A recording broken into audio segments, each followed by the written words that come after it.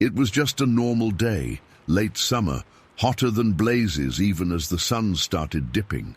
Dust hung heavy in the air, the kind that gets in your teeth and makes your sweat feel sticky. I was working on a saltwater disposal run out near Oakhaven, which back then most folks still called VC, short for Valley Center.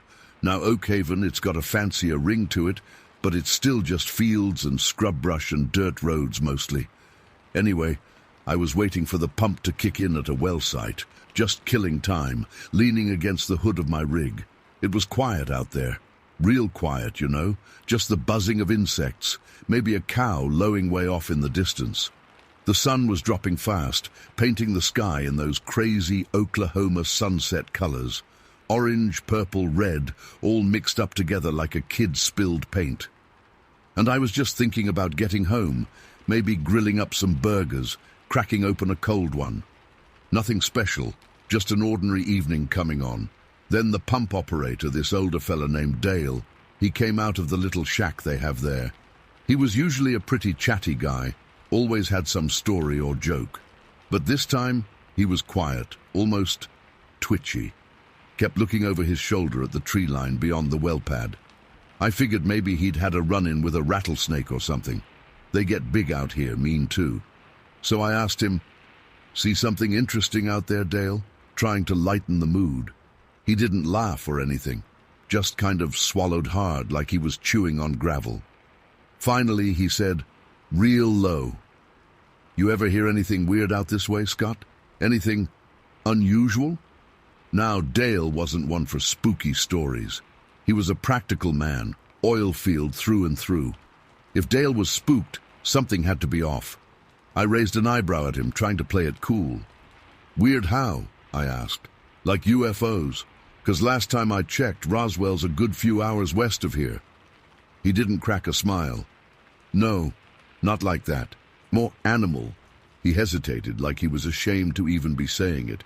"Bigfoot animal." I almost laughed. Bigfoot, out here in Oklahoma. That was city folks' talk, campfire stories to scare kids. "Bigfoot, Dale? Come on now. You been out in the sun too long?" He shook his head, still looking jumpy. "No, I ain't kidding. Folks around here, they don't talk about it much. Don't want to sound crazy, I guess. But things happen." He finally looked right at me, his eyes serious. "You ever been around Oakhaven back in the 80s? Early 80s? I thought for a second. Yeah, I'd been hauling crude around then, just starting out. "Yeah, some. Why?" He sighed, then leaned in closer, even though there wasn't another soul within a mile. "There was this thing back then. Kid named Tommy lived on a pig farm west of VC, out towards the river." He told me the story then, and it wasn't like any Bigfoot story I'd ever heard. It was grounded, I guess. Sounded like something that could actually happen, you know. Dale said it was late one afternoon, just like this. Tommy, he was maybe 10, 12 years old, had to go check on the pigs down in the far pen back by the woods. Dusk was settling, and the shadows were getting long and spooky. He'd done it 1,000,000 times before, no big deal. But this time was different. Tommy was walking along the fence line, calling to the pigs, you know, "Here, piggy, piggy," just like always. And the pigs, they were making a racket, squealing and shoving, but not in a normal way. Dale said they were acting panicked, like they were cornered by something. Tommy got closer to the pen, and that's when he saw it, back in the far corner, by the tree line. Big, dark, and hairy. Tommy first thought it was a bear, maybe, though bears are rare in that part of Oklahoma, even back then. But this wasn't quite right for a bear. Dale said it was low to the ground on all fours, but bulky, massive even. Tommy said later it was darker than the shadows, almost like it sucked the light in, and it was just there, between him and the pigs. They were all huddled up in the opposite corner, eyes wide, making this high-pitched squealing sound. Then this thing, it turned its head, and Tommy saw its eyes. Dale said he heard Tommy years later, still choked up about it. Said the eyes weren't like an animal's. They were intelligent. like something human was looking out from behind them, but something mean, something angry.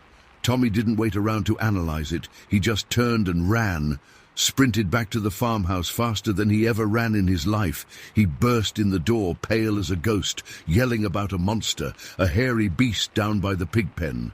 His dad and some neighbors who were visiting, they came running out, guns in hand. Dale said it was the way folks were back then. Out in the country, you took care of things yourself. Didn't call the cops for every little bump in the night. They piled into a couple of pickup trucks, Tommy's dad leading the way. Headlights cut through the dusk, bouncing off the trees and fields. They drove right down to the pig pen, engines roaring. They figured maybe it was a coyote pack, gone after the pigs, or maybe a rabid dog. They were ready for just about anything, except what was actually there.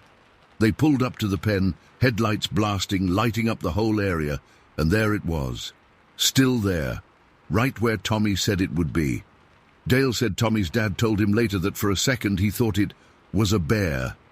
Big and dark and hunched over, but then it moved. It wasn't bothered by the trucks, by the headlights, by the noise. It just stood there. And then, Dale said, it rose up. Just stood straight up on two legs, like a man, but not a man. Tommy's dad told Dale it was bigger than any man he'd ever seen, taller, wider, and covered head to toe in thick matted fur. The headlights caught its eyes, and they glowed, Dale said, like burning coals. And it made a sound, not a bark, not a growl like a dog, but something deeper, something primal.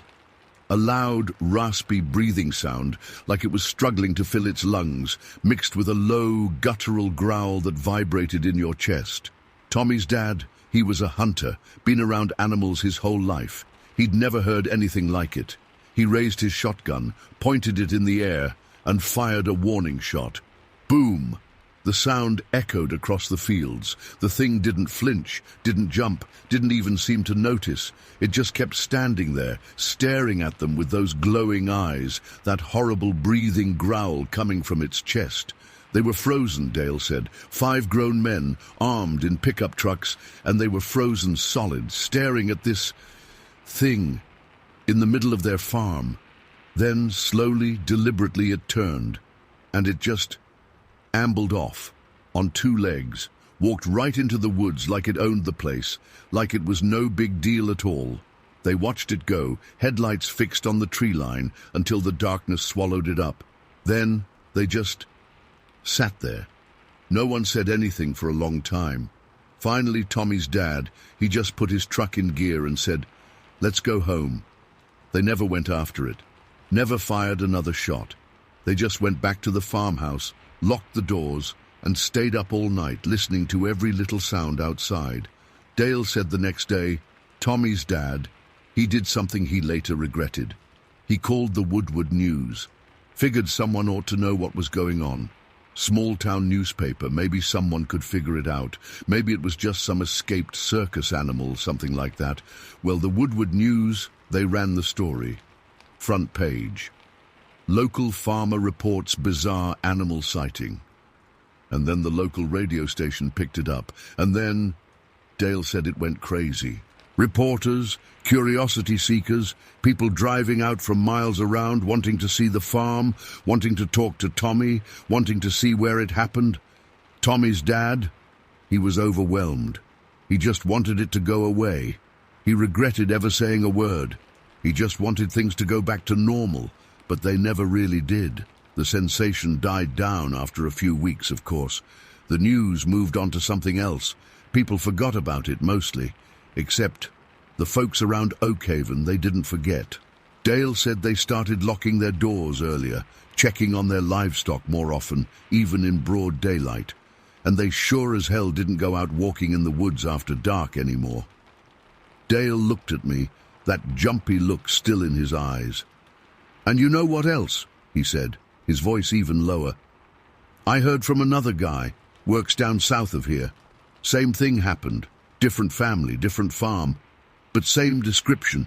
Big, hairy, walked on 2 legs, same kind of growl. This was years later, mind you, like this thing just moves around." I didn't say anything. I was starting to feel a little uneasy myself. It was just a story, right? Just some small-town gossip blown out of proportion. But Dale was serious. He believed it. And he was spooked. "So," I said finally, trying to sound casual, "you think that's what's been making you nervous out here?" He nodded, his eyes darting back to the tree line. "Been feeling watched lately. Heard noises out there sometimes, when I'm checking wells at night. Just figured it was coyotes or something. But after hearing that story again, and remembering things, I don't know, Scott, makes you think." He leaned in even closer, and this time his voice was barely a whisper. "Truth is," he confessed, "I ain't been checking the wells way back in the brush after dark for a while now. Just ain't worth it." He straightened up then and kind of forced a chuckle. "Probably just my imagination running wild. Old-timers' tales, you know, but it still gets under your skin." We finished up the run, and I got out of there as dusk started to really settle. Driving back, I kept thinking about Dale's story, about Tommy and his dad and those neighbors standing in the headlights facing something they couldn't explain. I'm a practical guy. Oilfield trash, born and raised. I believe in what I can see, what I can touch. Bigfoot stories, cryptids, always seemed like a load of bunk to me. But Dale wasn't some wide-eyed kid. He was a grown man, lived out here his whole life, and he was genuinely freaked out. And those stories from the 80s, they had a ring of truth to them somehow. They weren't all about some monster jumping out of the shadows. It was about normal people just going about their lives, running into something utterly not normal. I drove past Oakhaven on the way back to town. Just a cluster of houses and a gas station, barely a blink on the map. But thinking about it, knowing what Dale told me, it felt different somehow. Like there was something hidden under the surface there, something old and watchful. I still don't know what to make of it all. I still don't know if I believe in Bigfoot or whatever you want to call it. But I know Dale believed something. And I know those folks back in Oakhaven in the 80s saw something that scared them to their core. Something they never really talked about, but never really forgot either. And you know what? Driving these back roads at night now, out in the middle of nowhere, Oklahoma darkness all around, I find myself checking my mirrors a little more often, looking a little longer into the tree lines, just in case. Just in case there's more out there than we think. Just in case some of those old stories are more than just stories after all. And sometimes, when it's real quiet out here and the wind is just right, I swear I can almost hear it. That low, raspy breathing growl carried on the wind, and it sends a chill right down my spine, even now. Story 2. This was back in 2006, March, late March. My boys were younger then, just 9 and 7. Life had been loud, ex-wife stuff. Work was a grind, just the usual crap. I needed to unplug, you know, really unplug. No cell service, no people, just quiet. I used to be a Marine and then a state prosecutor, so I knew how to handle myself outdoors in pretty much any situation. Thought I did anyway. I wanted to take the boys camping, get them away from video games and all that noise. And honestly, selfishly, I needed it for myself too. I picked Holson Valley State Game Management Area. Now they call it Black Bear Wilderness, but back then it was Holson Valley. Looked at the maps, found a spot deep inside, south of Snake Mountain, now Shadow Mountain. They changed a lot of names, which is Pine Ridge now if you're looking it up. Near Goldville, which doesn't even really exist anymore. Primitive, remote, exactly what I was looking for. Didn't know a damn thing about local legends back then, Bigfoot or anything like that. Just wanted wilderness. We packed up the Pathfinder, gear piled high, and drove out there. Got in late afternoon. Place was beautiful, I gotta give it that. Tall pines, thick underbrush, that fresh, clean smell of pine needles and damp earth. Found a clearing not too far from a creek, set up the tent. Boys were excited, running around, gathering firewood, just being kids, happy to be out of the city. Evening came on quick. We cooked dinner over the fire, hot dogs, classic kid camping food. Sun went down and it got dark. Real dark. Dark like you only get way out in the sticks, miles from any town, no light pollution at all. Stars were incredible, stretched across the sky like a blanket. We sat around the fire for a while, telling stories, roasting marshmallows. Peaceful, really peaceful. That's what I remember most about the start of that night, that sense of absolute peace. Then the sounds started. Distant at first, coming from the hills behind us. Just weird calls. Not animal sounds I recognized, not like coyotes or owls or anything I knew from hunting or being in the field. Deeper, throaty, almost mournful maybe, hard to describe. I tried to place them, thinking maybe it was some kind of bird I wasn't familiar with, but these were loud, powerful. They echoed through the valley. The boys got quiet, asked me what it was. I shrugged, told them maybe it was an owl or some kind of big cat trying to sound confident, even though I wasn't really sure myself. They bought it, sort of, but I could see they were a little on edge. The sounds went on for a while, then stopped. Silence again, but not the same peaceful silence from before. Now it felt charged, like something was listening. We put the fire out, made sure it was completely out, and got into the tent. Boys fell asleep pretty quickly.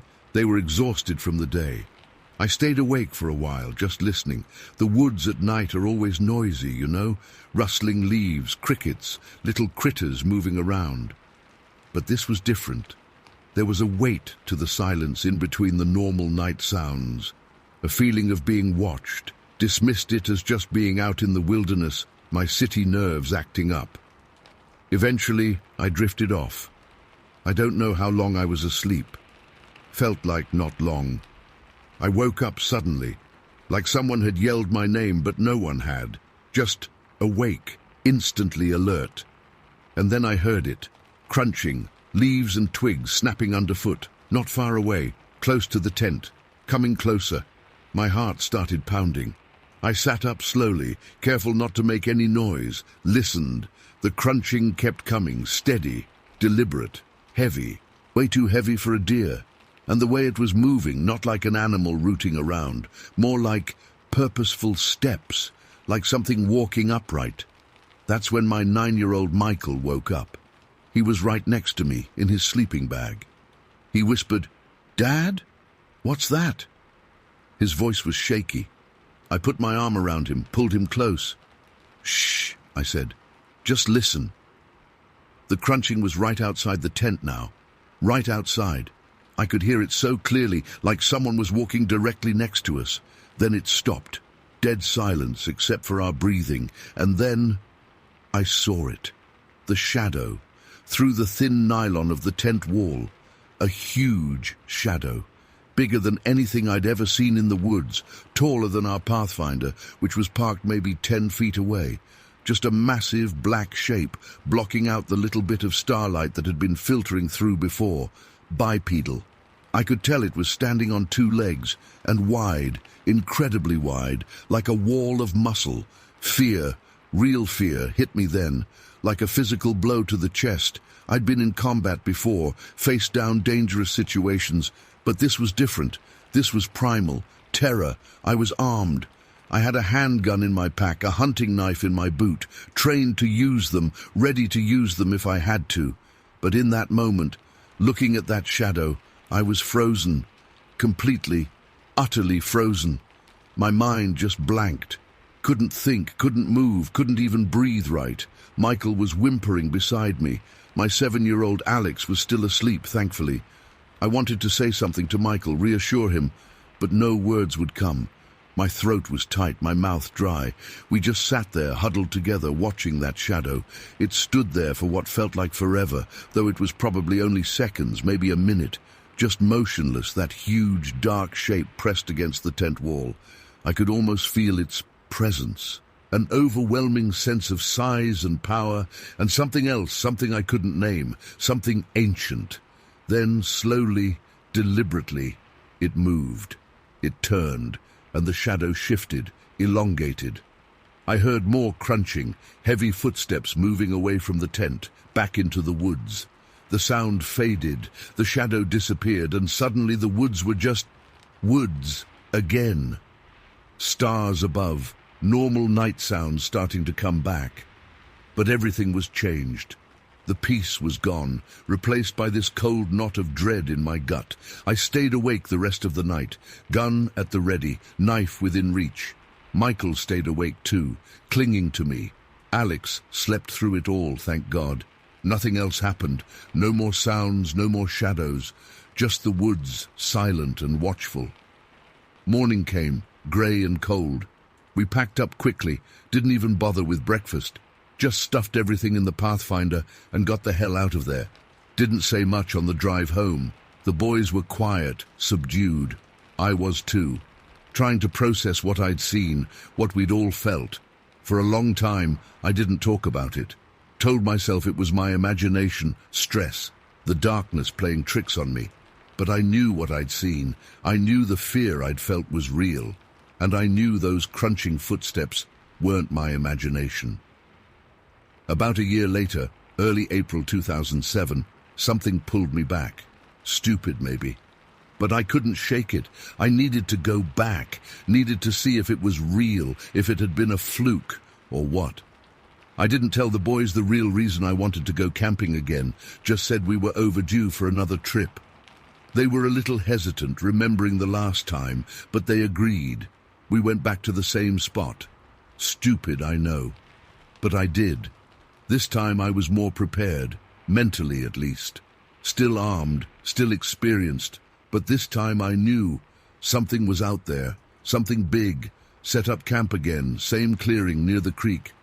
Afternoon was uneventful, quiet, a little too quiet.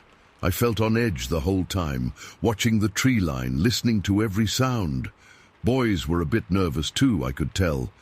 They kept looking around, whispering. It happened fast that time. Within minutes of getting the tent set up, before we even started the fire, I heard it. Deep grunts, coming from the woods, thick woods, maybe 50 yards away. Not bear grunts, not like any animal I knew. Apish, that's the word that came to mind. Like a gorilla, but deeper, rougher. I froze, signaled to the boys to be quiet. We all listened, holding our breath. The grunts came again. Closer this time, definitely apish, unmistakably. And then, stupidly, recklessly, I did something I still can't explain. I grunted back, just a deep, throaty grunt, mimicking what I'd heard. Silence. For a few seconds, nothing. Then, a response. A grunt, louder this time, closer, and huffing. Heavy, wet huffing sounds like something big breathing hard. Like a gorilla, exactly like a gorilla in a nature documentary, except this was in the woods of southeast Oklahoma. I grunted again, and again it responded. This went on for maybe 5 minutes, grunts and huffs back and forth. Me, standing there in the clearing, grunting into the woods, and something in the woods grunting back. My boys were staring at me like I'd lost my mind, wide-eyed and silent. Then the stomping started. Heavy thuds on the ground, coming from the same direction as the grunts. Stomp, stomp, stomp. Like something huge, something incredibly heavy, was stomping its feet in anger, or warning, or something.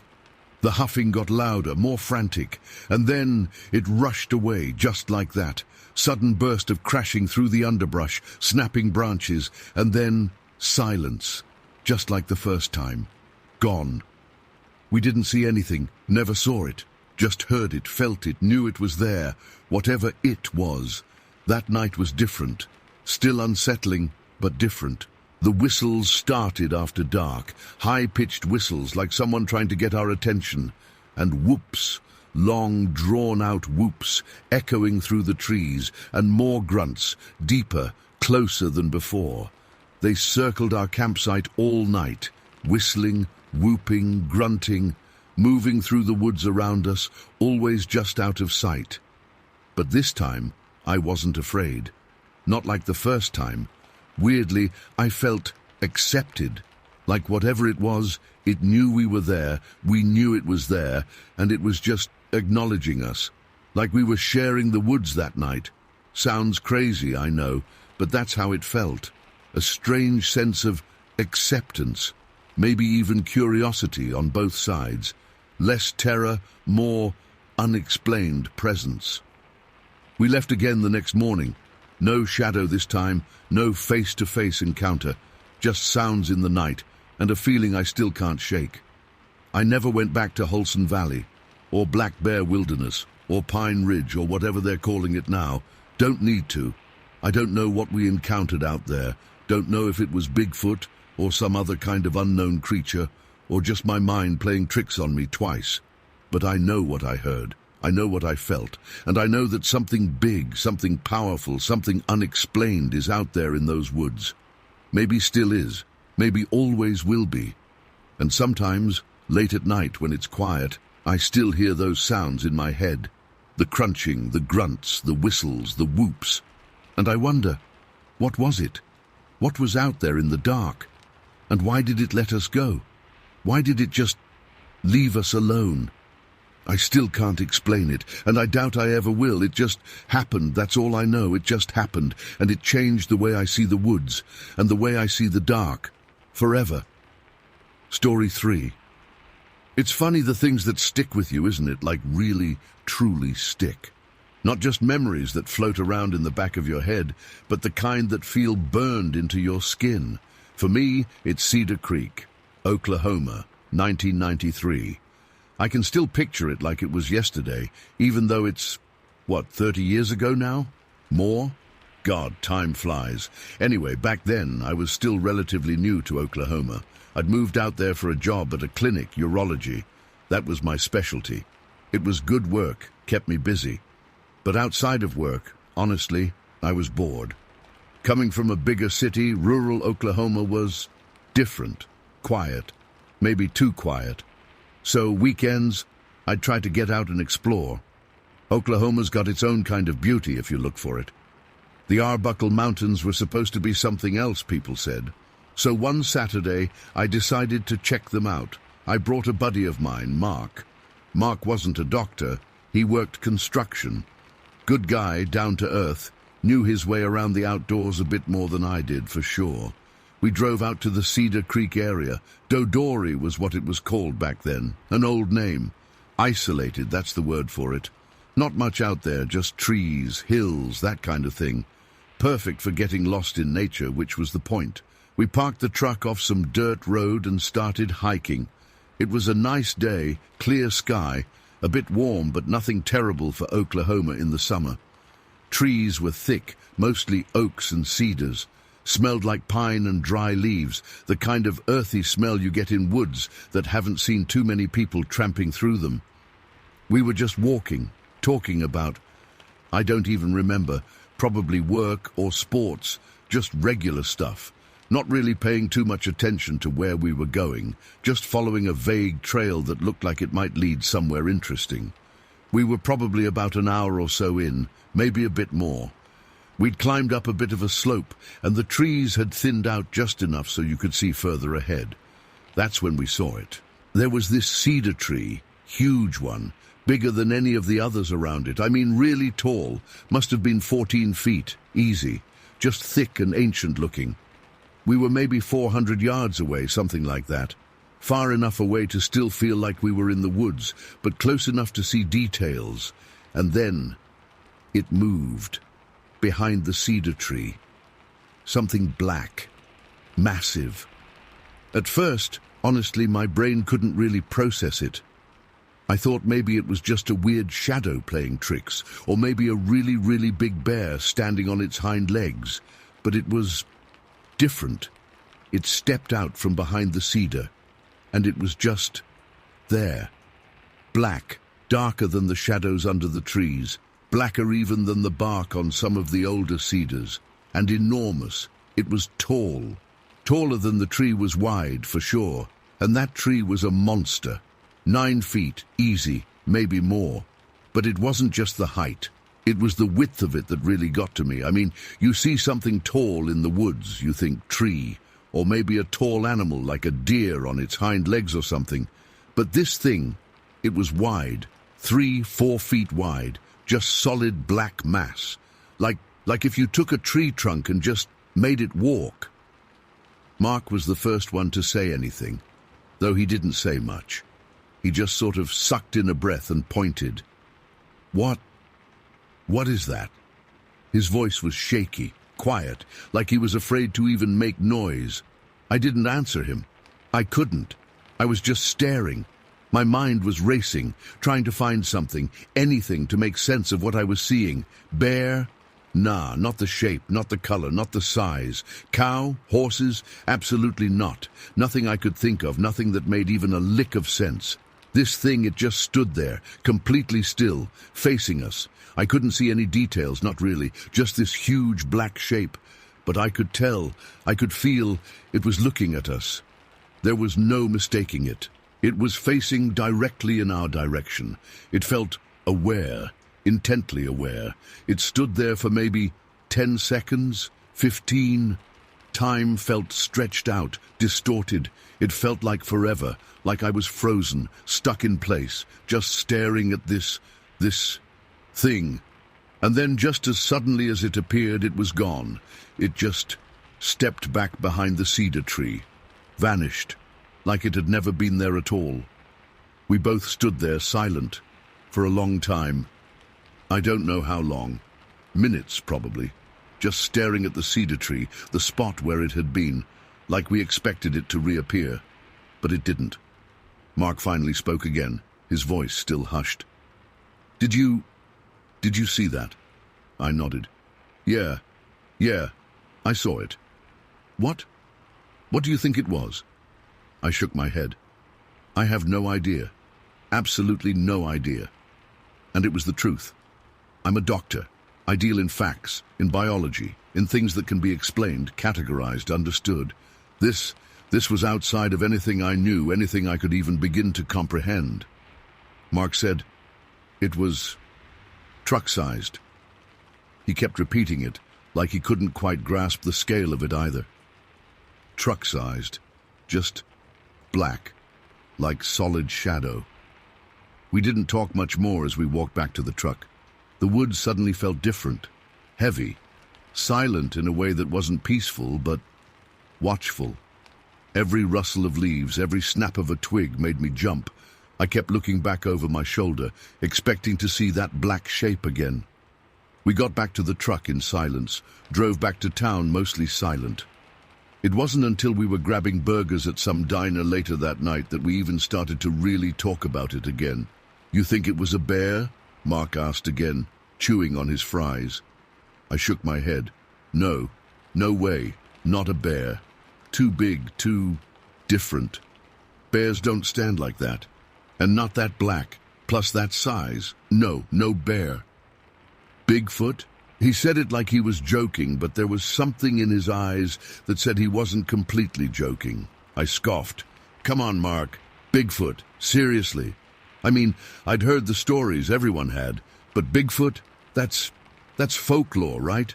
Stuff you tell kids around a campfire. Not real life, but I kept picturing that black shape, that impossible size, that feeling of being watched, and I couldn't shake it. I don't know what it was, Mark. I honestly don't.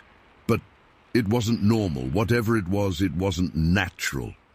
That was the best way I could put it. It felt unnatural, wrong, like something that shouldn't exist.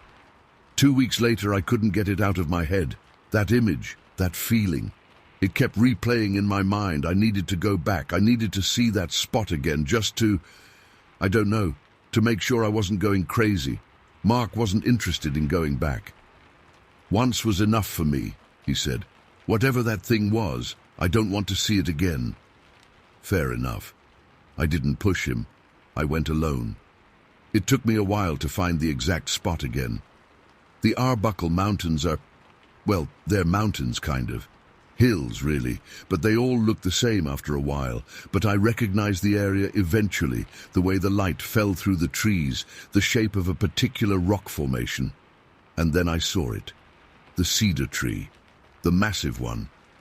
I walked over to it slowly, carefully, heart pounding in my chest, even though it was broad daylight and I told myself I was being ridiculous. Just a tree. Just a normal cedar tree. I walked around it, looked behind it. Nothing. Just the woods, quiet and still. But then I looked down. The ground right at the base of the tree. It was rock. Solid rock. Like you could see the bare stone poking through the leaf litter. I scraped away some of the leaves with my boot. Yep, solid, unmoving rock. Granite, maybe? Something hard. Typical Arbuckle Mountains stuff. All caves and rock formations under the surface. I knew that. And that's when it hit me. How could something that big, that wide, just step behind a tree that was growing directly out of solid rock? Where could it have gone? There was no hole, no crevice, no space to hide something that enormous behind that tree. Not unless it could just disappear into the rock itself. I walked around the tree again, more carefully this time, looking for anything, any sign, any clue. Nothing. Just the tree, the rock, the woods. Silence. I stood there for a long time, just staring at that tree, trying to make sense of it, trying to reconcile what I'd seen with what was in front of me. It was impossible. I'm a doctor. I rely on observation, on logic, on evidence, and I saw what I saw. I know I did. Mark saw it too. I wasn't hallucinating. My vision is perfect, 2015, always has been. Mark's vision is fine too. We were both sober, completely clear-headed, and we both saw the same thing. A massive, black, impossibly wide creature, thing, I don't even know what to call it, hiding behind a cedar tree that grew out of solid rock, and then gone. I left Cedar Creek that day feeling not scared exactly, more profoundly unsettled, bewildered, like the rules of the world had just been rewritten and nobody had bothered to tell me. Like I'd glimpsed something that wasn't supposed to exist, something that defied explanation. I never went back to Cedar Creek after that. I couldn't bring myself to do it. The thought of it still makes the hairs on the back of my neck stand up. I told a few people about it over the years, mostly other doctors, figuring maybe someone would have a rational explanation. They all just looked at me like I was crazy, or like I'd been out in the Oklahoma sun too long. So I stopped talking about it, kept it to myself, buried it away in the back of my mind, along with all the other inexplicable things we experience in life that we just can't explain. But it's always there, that black shape, that feeling of wrongness, the cedar tree, growing out of solid rock, the silence that followed. Sometimes late at night when it's quiet and I can't sleep, I think about Cedar Creek, about that black thing, and I wonder, what if it's still there, still in those woods, still watching? And what else might be hidden in those mountains, in those quiet, isolated places we think we understand? And I realize, we really don't understand anything at all. Not really. We just think we do. And sometimes something comes along to remind you just how little we actually know. Something black and massive and impossible, stepping out from behind a cedar tree in the middle of nowhere, and then vanishing, leaving you with nothing but questions and a cold feeling in your gut that never quite goes away. Yeah, Cedar Creek. I won't forget that place. Not ever. Story 4. It's weird, you know, talking about this stuff, especially now. It's been almost 50 years. 50 years since it happened, and sometimes it feels like yesterday. Sometimes it feels like some screwed-up dream I had. But then I remember the cold, the smell of the damp leaves, the way the air felt all tight and heavy, and that sound, Jesus, that sound. It was late fall, 77, McIntosh County, Oklahoma. Now it's all Shadow Lake and fancy weekend cabins, people water skiing and all that crap. Back then it was just woods. Deep woods, my woods. My family had land out there way back in the hills, remote. That's the only way to describe it. No neighbors for miles, just trees and creeks and hills so steep you'd think you were climbing stairs. I was maybe 16, something like that. Growing up in those woods, you learn things. You learn to listen. You learn to see things others don't. You learn to trust your gut. I was hunting back then, squirrel mostly, sometimes rabbit. My dad taught me to respect the woods, to be quiet, to move like you belonged there. He was a real woodsman, my dad. Taught me everything I knew about tracking, about reading the signs. That day, it started out normal. Crisp fall day. Leaves were turning all shades of red and orange and brown. The air was sharp, that clean, cold smell you only get in the fall. I'd gone out early, before sunup, like always. Hiking boots, jeans, flannel shirt, hunting jacket, my old .22 rifle, and my hunting knife strapped to my belt. Just another day in the woods. I was walking up this old logging trail, going deeper than I usually did. Just felt like exploring, you know. Wanted to see what was over the next ridge, past that little creek bed. The woods were quiet. Too quiet, maybe. That's the first thing that felt off. Usually you hear something, birds chattering, squirrels rustling around, wind in the trees. But this was different, dead silent, like the woods were holding their breath. And then it hit me, like a punch to the gut, that feeling like I was being watched. But not just watched, studied, like something was boring holes through me with its eyes. It was intense, man, so intense it made the hairs on the back of my neck stand straight up. Cold sweat prickled my skin, and my heart started hammering in my chest. It wasn't just the feeling of being watched either. It was malevolent. That's the only word for it. Like whatever was watching me didn't just want to see me, it wanted to hurt me. There was a meanness in the air, thick and heavy. I know it sounds crazy, but it felt like a glare, a pure, hateful glare, aimed right at me. I stopped dead in my tracks. Slowly, real slow, I started to turn my head, trying to scan the woods around me, but I didn't want to look directly. That was another thing, an instinct, I guess. I felt like if I made direct eye contact with whatever it was, it would be like a challenge, like it would trigger something. So I kept my eyes darting around, sideways glances, trying to pick up any movement in the shadows. Nothing, just trees, bushes, shadows stretching long and dark in the late morning sun. But that feeling, it wouldn't go away. It got stronger, actually, like whatever was watching me was getting closer. My hand instinctively went to my hunting knife, thumb brushed against the handle, feeling the cold steel, just that little bit of comfort, you know? Then I saw it, lying on the ground, just a few feet from me. A branch. Not a twig, a branch.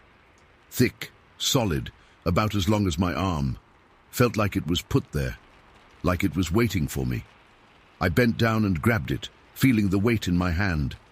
Good, solid piece of wood. Felt right. With the knife in my belt and the branch in my hand, I felt a little bit better. Still scared, yeah, but ready. Ready for whatever was out there. I knew I couldn't stay there. Stuck in the middle of nowhere with that feeling eating at me. I had to get out of there. I remembered there was a trail further down the hill on the other side of this steep slope. If I could just get to that trail, I could get back to the logging road, back to where it was open and safer. So I started moving, fast. Not running, not yet, but a fast walk, almost a jog, pushing through the undergrowth, heading downhill. The slope was steep, really steep, maybe 50 degrees, something like that. Loose dirt and leaves under my boots, slipping and sliding, trying to keep my balance, branch in one hand, rifle in the other, scanning the woods around me with every step. The feeling of being watched. It was still there, burning into me.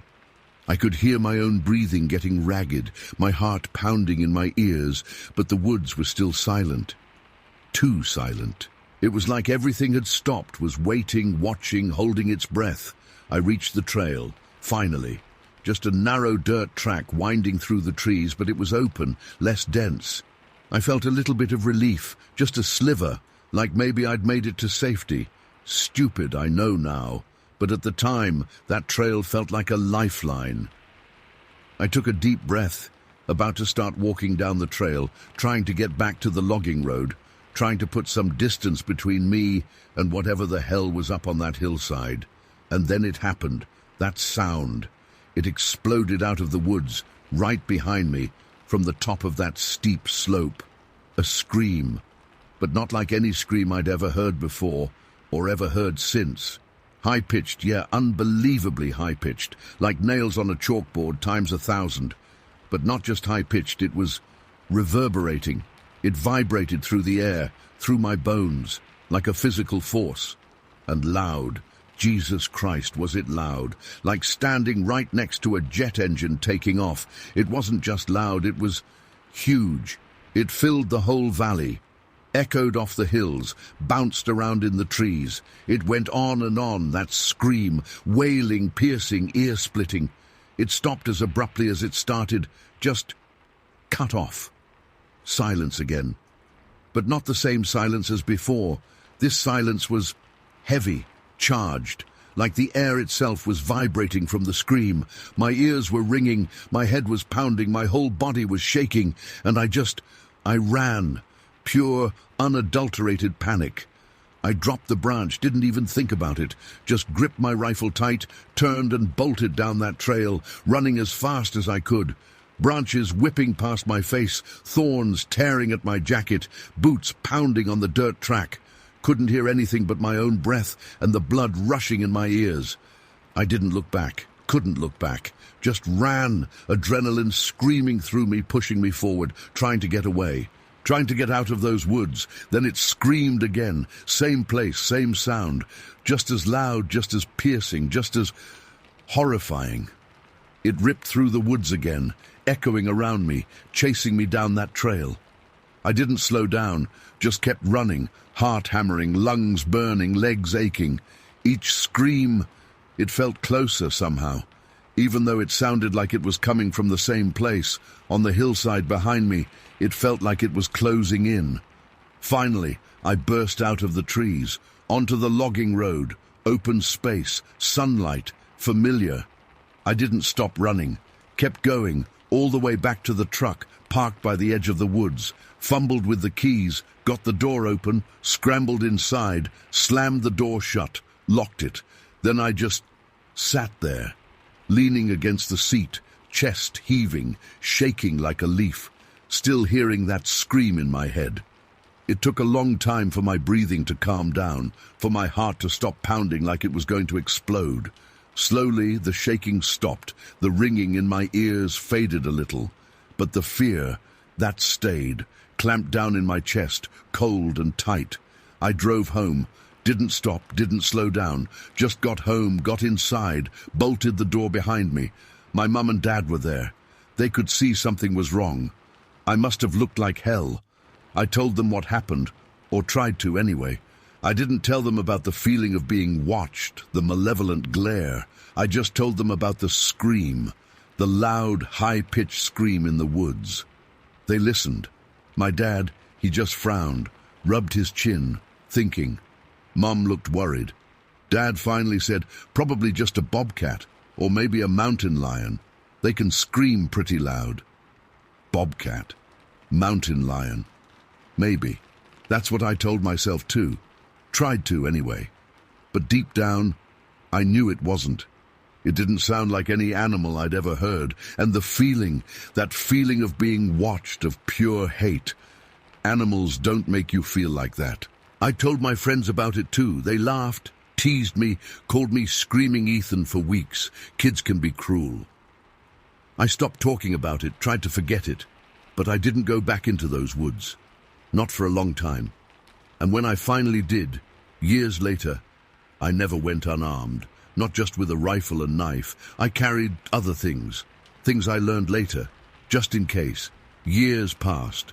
College, job, moved away from McIntosh County. Life happened. But that day in the woods, it never really left me. That feeling, that scream, it was always there in the back of my mind. A cold spot. Then, years later, maybe 84, I was back in Oklahoma visiting my folks, Went into town for something, ran into Mrs. Can't remember her name now. Old Native American woman, lived out near Shadow Lake all her life. I'd seen her around when I was a kid, buying groceries, stuff like that. She remembered my family. We got to talking, just small talk. Somehow the conversation drifted to the woods, to animals, to strange sounds you hear out there. Just came out of nowhere. And I told her about it. That day, the scream, the feeling. Didn't really expect anything, just telling a story. She listened, her eyes sharp and bright, even though she must have been 80 years old at least. When I finished, she just nodded, slow and thoughtful. Skinwalker, she said, just like that. Flat out, no hesitation. Skinwalker. I'd heard the word before. Vaguely.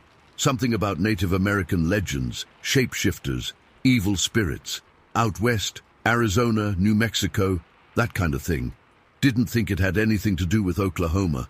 I must have looked confused because she smiled, a sad, knowing kind of smile. They're here too, she said. Always have been. Different names, maybe. But the same thing. Then she told me a story about her brother, years ago, way before I was even born, pre-1920, she said. He was just a boy, walking in the woods, same area where I'd been near Shadow Lake. He saw something, a creature. She described it hunched over, small, 4 feet tall maybe, dark hair all over its body. But the face, she said it looked human-like, but wrong, distorted. Protruding snout, she said, and the eyes, big, light-colored, and the glare, the same word I'd used, glare, menacing. Her brother froze, scared stiff. The creature just stared at him. Then, for some reason, her brother made a sound. Just a little noise, cough or something, scared maybe, just involuntary. The creature reacted instantly. Stood up, she said. Stood straight up, on 2 legs. Taller then. Looked around, scanning the woods fast, like it was checking for something, for someone else. Then it ran, took off into the trees, fast, agile. And then the screams started, just like I heard, high-pitched, deafening, echoing through the woods.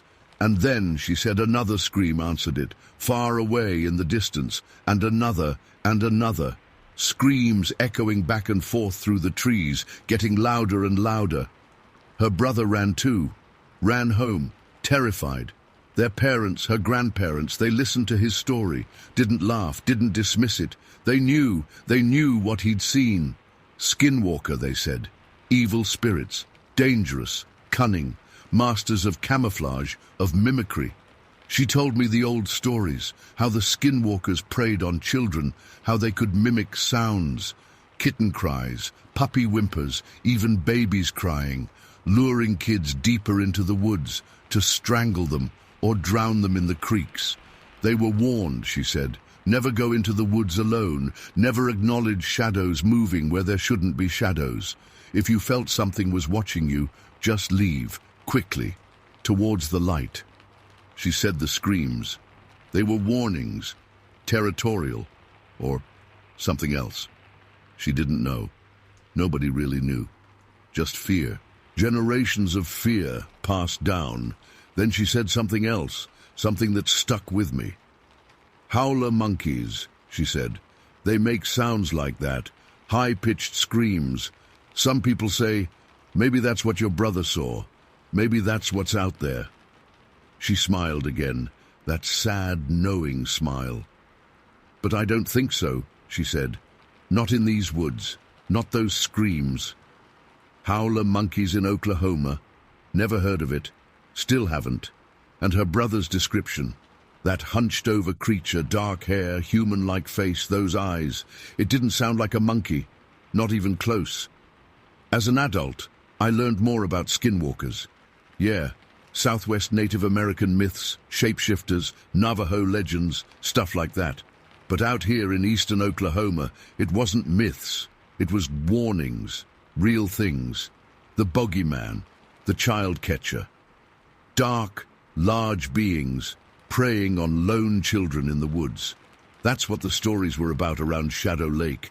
That's what people whispered about around campfires. That's what they were afraid of. And that scream, those screams, it all came back to me. That day in the woods, the feeling of being watched, that malevolent glare, and that sound, that ungodly, inhuman sound. I still don't know what it was. Bobcat? Mountain lion? Maybe? Howler monkey? No way. Skinwalker? I don't know. I really don't. But sometimes, late at night, when everything's quiet, I still hear it. That scream, echoing in my head. And I still feel that cold dread, that primal fear, gripping me. Just like that day in the woods, back in '77. And to this day, I can't explain what was watching me, what made that scream, and I don't ever want to hear it again. Story 5. We bought this place out in Cleveland County back in '98. Always loved the quiet, you know, just land and trees and peace. Whispering Pines, they call the area. Sounds kind of fancy, but it's just woods, really. Never bothered me none, even with all the stories you hear out here. I figured it's Oklahoma. We got coyotes, bobcats, maybe a mountain lion wandered through once in a blue moon. Nothing too crazy. Always felt safe. Always slept sound. Then last June, things started feeling different. We rented out the little place down the road. Used to be my grandma's before she passed. Nice young family. Seemed real friendly when they moved in. It was them who first mentioned it, kinda casually. I was over there helping them unload some stuff, just chatting, and the dad, Mark, he's looking out towards the woods behind their property. He just says, real calm. You ever seen any bears around here, Clara May? I laughed, shook my head. Bears? Honey, we're Oklahoma, not Montana. Maybe a black bear way east in the mountains, but not here. Why? He just shrugged. Oh, nothing. Just saw some tracks back in the woods when we were clearing brush. Big tracks. His wife, Sarah, chimed in, smiling like it was a funny thing. Yeah, huge. We were joking about Bigfoot. She nudged him, still smiling. I chuckled along, thought they were just being city folks getting used to the country. Bigfoot, right. A few weeks later, they asked if we could help them put up some fence. They wanted to keep their kids and dogs in mostly before winter hit. Their back property line, it went right up against a real thick patch of woods, kind of dips down into a little ditch area. Sounded reasonable. Figured it was a nice neighborly thing to do on a Saturday. First day of fencing, Mark and I were mostly just wrestling with those metal posts, pounding them into the ground. Sarah was keeping an eye on the kids. They were little, running around, playing. It was hot. June in Oklahoma, already sticky even early in the day, sweat dripping down your back kind of hot.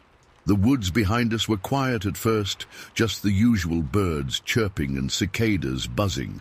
But then I started noticing it.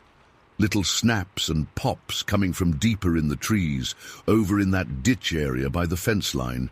Branches breaking, kind of muffled like it was far away.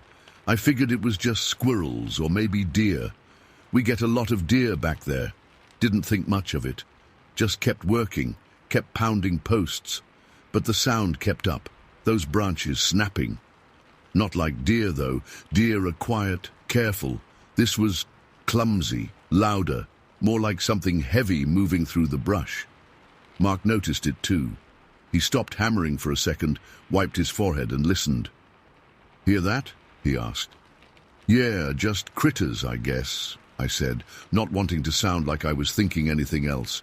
Didn't want to be jumpy over nothing. He nodded, went back to work. But every few minutes, those snaps and crackles from the woods. By the end of the day, it was like a background noise, constant but not quite alarming. Just there. Unsettling, maybe. Sunday we went back to finish the fence. Kids were with Sarah's mum this time, so just the three of us. It was even hotter than Saturday, sun blazing down. We started working on stretching the wire between the posts, which is always a pain. And the sounds from the woods were still there, if anything, maybe louder. Definite branches breaking now, not just snaps. Sounded like something big, real big, moving around in that ditch. It was getting on my nerves, honestly. Made me feel a little watched, you know. Then, around midday, Sarah was unrolling some wire, and her little boy, Billy, he was maybe 4 or 5, was playing near the edge of the woods, just inside the cleared area. He wasn't supposed to be that close, but kids are kids. Suddenly, he stopped playing, pointed into the trees. "Mommy, look," he said, real quiet, not scared, just curious. We both turned, looked where he was pointing. Deep shadow in there, even with the sun high. Couldn't see anything specific, just dark green leaves and tangled vines. Sarah walked over, scooped him up. "What do you see, honey?" "Deer?" she asked, all sweet and gentle. Billy shook his head. "No. Dark." That's all he said. Just dark. Mark and I looked at each other. Again, we just shrugged it off. Deer, foxes, who knows? Little kids see shadows. Their imaginations run wild. We kept working, tried to ignore the sounds and Billy's dark thing, but it was like a little prickle in the back of your neck. Something just felt off. Monday. School day.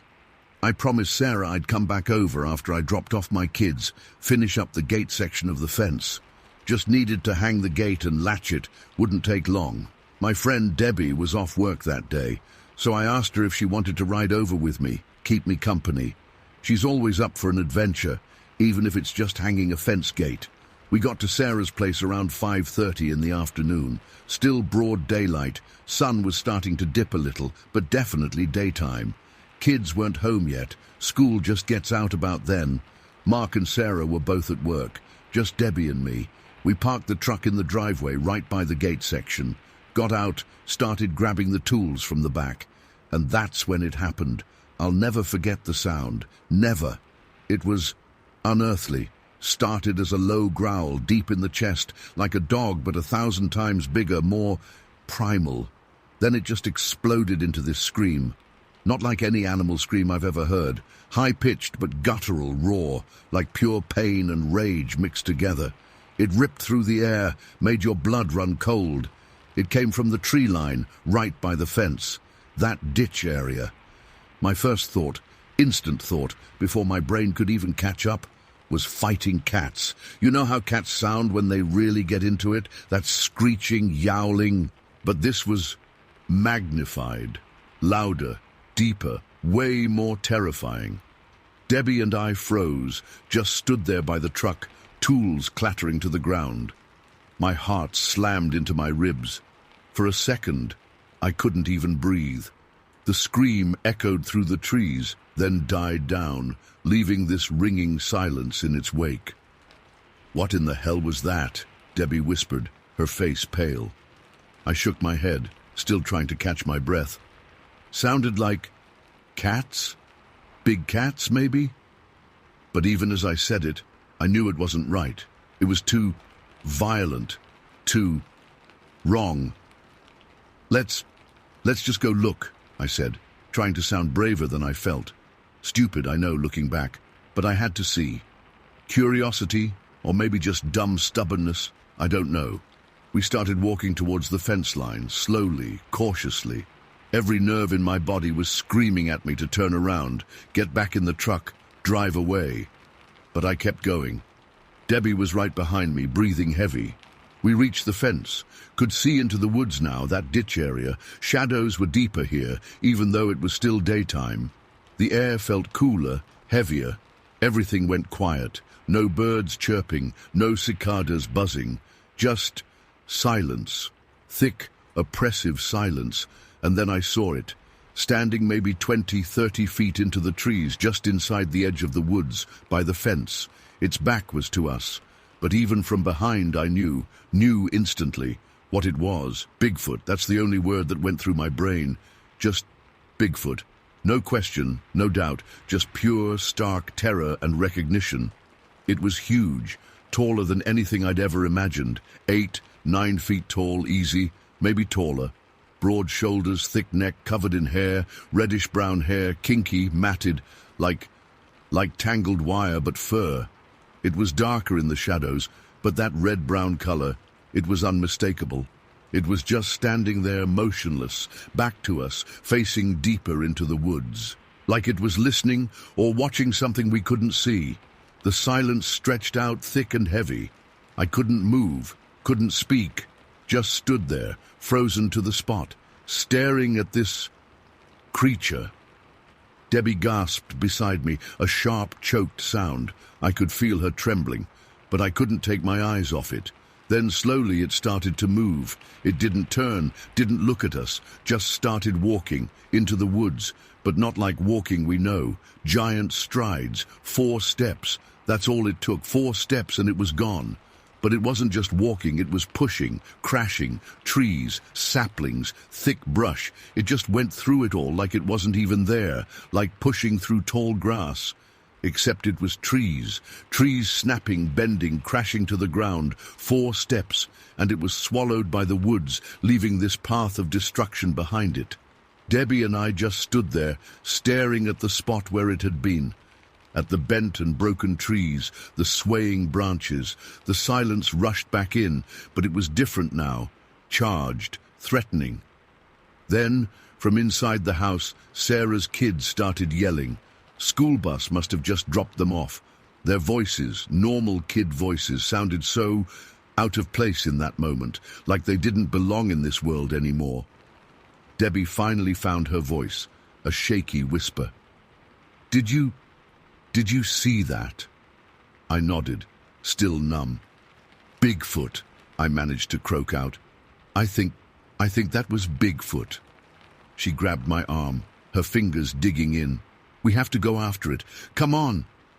She started to move towards the broken fence, towards the woods. Panic flared in my chest. "No, Debbie, no! Are you crazy? We are not going in there. Not after that thing." My voice was trembling now, fear rising up like bile in my throat.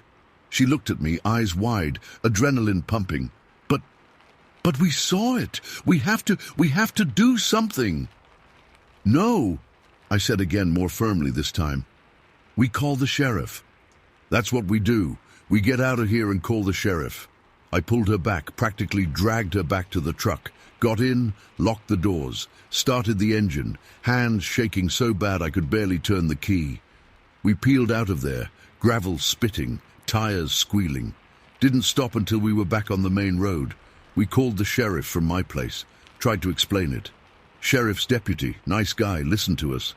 Didn't laugh right away, but you could hear the doubt in his voice. "Bigfoot, ma'am? Out in Whispering Pines?" I just kept repeating what we saw, what we heard, the size, the hair, everything. He said he'd send someone out, take a look around. Didn't sound convinced. I wouldn't have been either if I hadn't seen it myself. Later that evening, Sarah called, frantic. All her chickens were gone. Just gone. Coop door busted open, feathers scattered around, nothing left but an empty pen. Then Mark called from the barn. Their horse was going nuts, kicking and screaming, wouldn't go anywhere near the back fence. Usually gentle as a lamb, now wild-eyed and terrified. That's when things started feeling really real. This wasn't just some weird noise in the woods.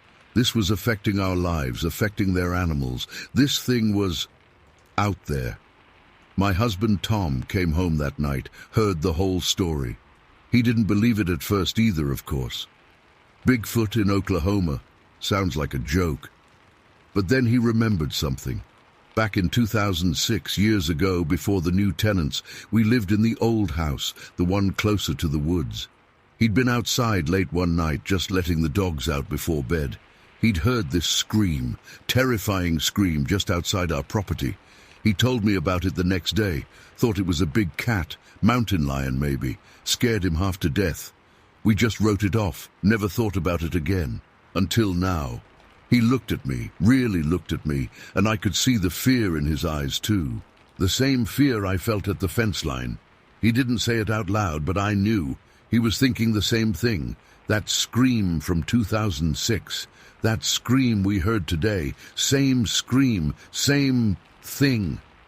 Next day, the sheriff's deputy came back out, took a look at the chicken coop, the horse. Then he went down to the fence line, into the woods, came back out after a while, face grim.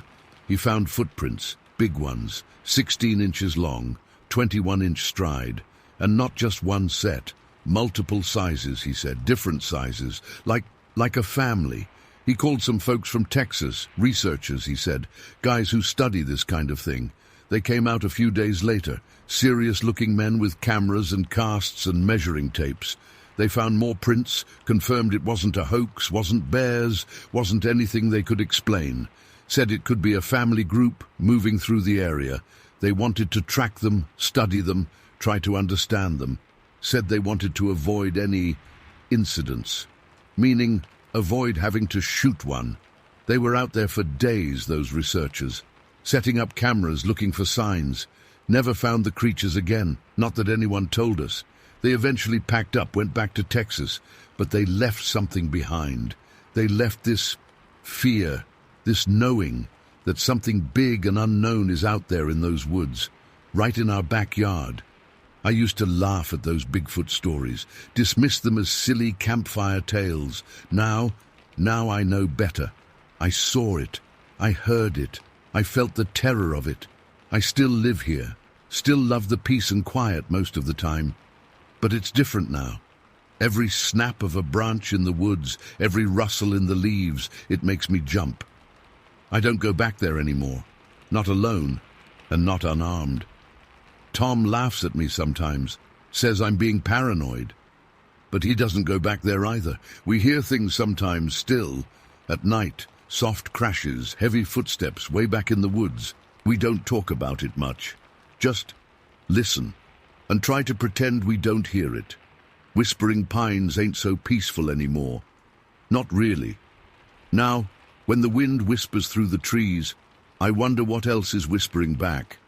And I'm afraid to listen too closely, afraid of what I might hear, because out there in the darkness, in the silence between the branches, I know something is watching. Something big, something ancient, something we don't understand. And it's closer than we ever imagined, closer than anyone wants to believe, and that's the scariest part of all. Story 6. It was February, middle of the month, cold as hell, the kind of cold that bites right through your clothes no matter how many layers you've got on. Me and Dylan, we were out in Vinton County, Ohio. Coyote hunting, that's what we were doing. Near Dundas, by the experimental forest. Now, I know what you might be thinking. Experimental forest. Sounds kind of spooky, right? Well, at the time, we weren't thinking too much about it. Just figured it was some forestry thing, government land, whatever. We were there for the coyotes. We'd heard them earlier in the evening, way off in the distance. Their yips and howls carrying on the crisp night air. That's music to a coyote hunter's ears. Promised a good night, we thought. We've been doing this together since we were kids, practically. Know these woods like the back of our hands, or at least we thought we did. It was late, must have been past midnight, maybe closer to 1 in the morning.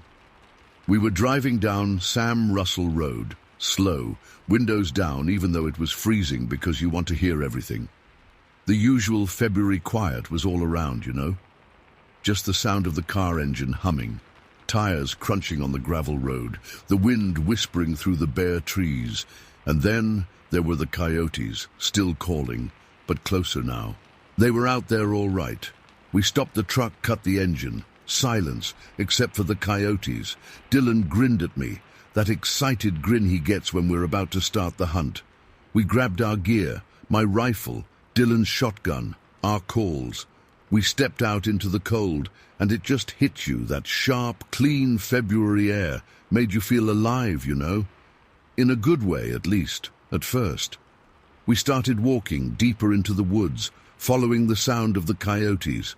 They were getting louder, more frequent now. Seemed like a pack of them were getting fired up. We've heard coyotes plenty of times before, been around them our whole lives. We know what they sound like, every kind of yip, bark, howl, everything. But then things started to get weird.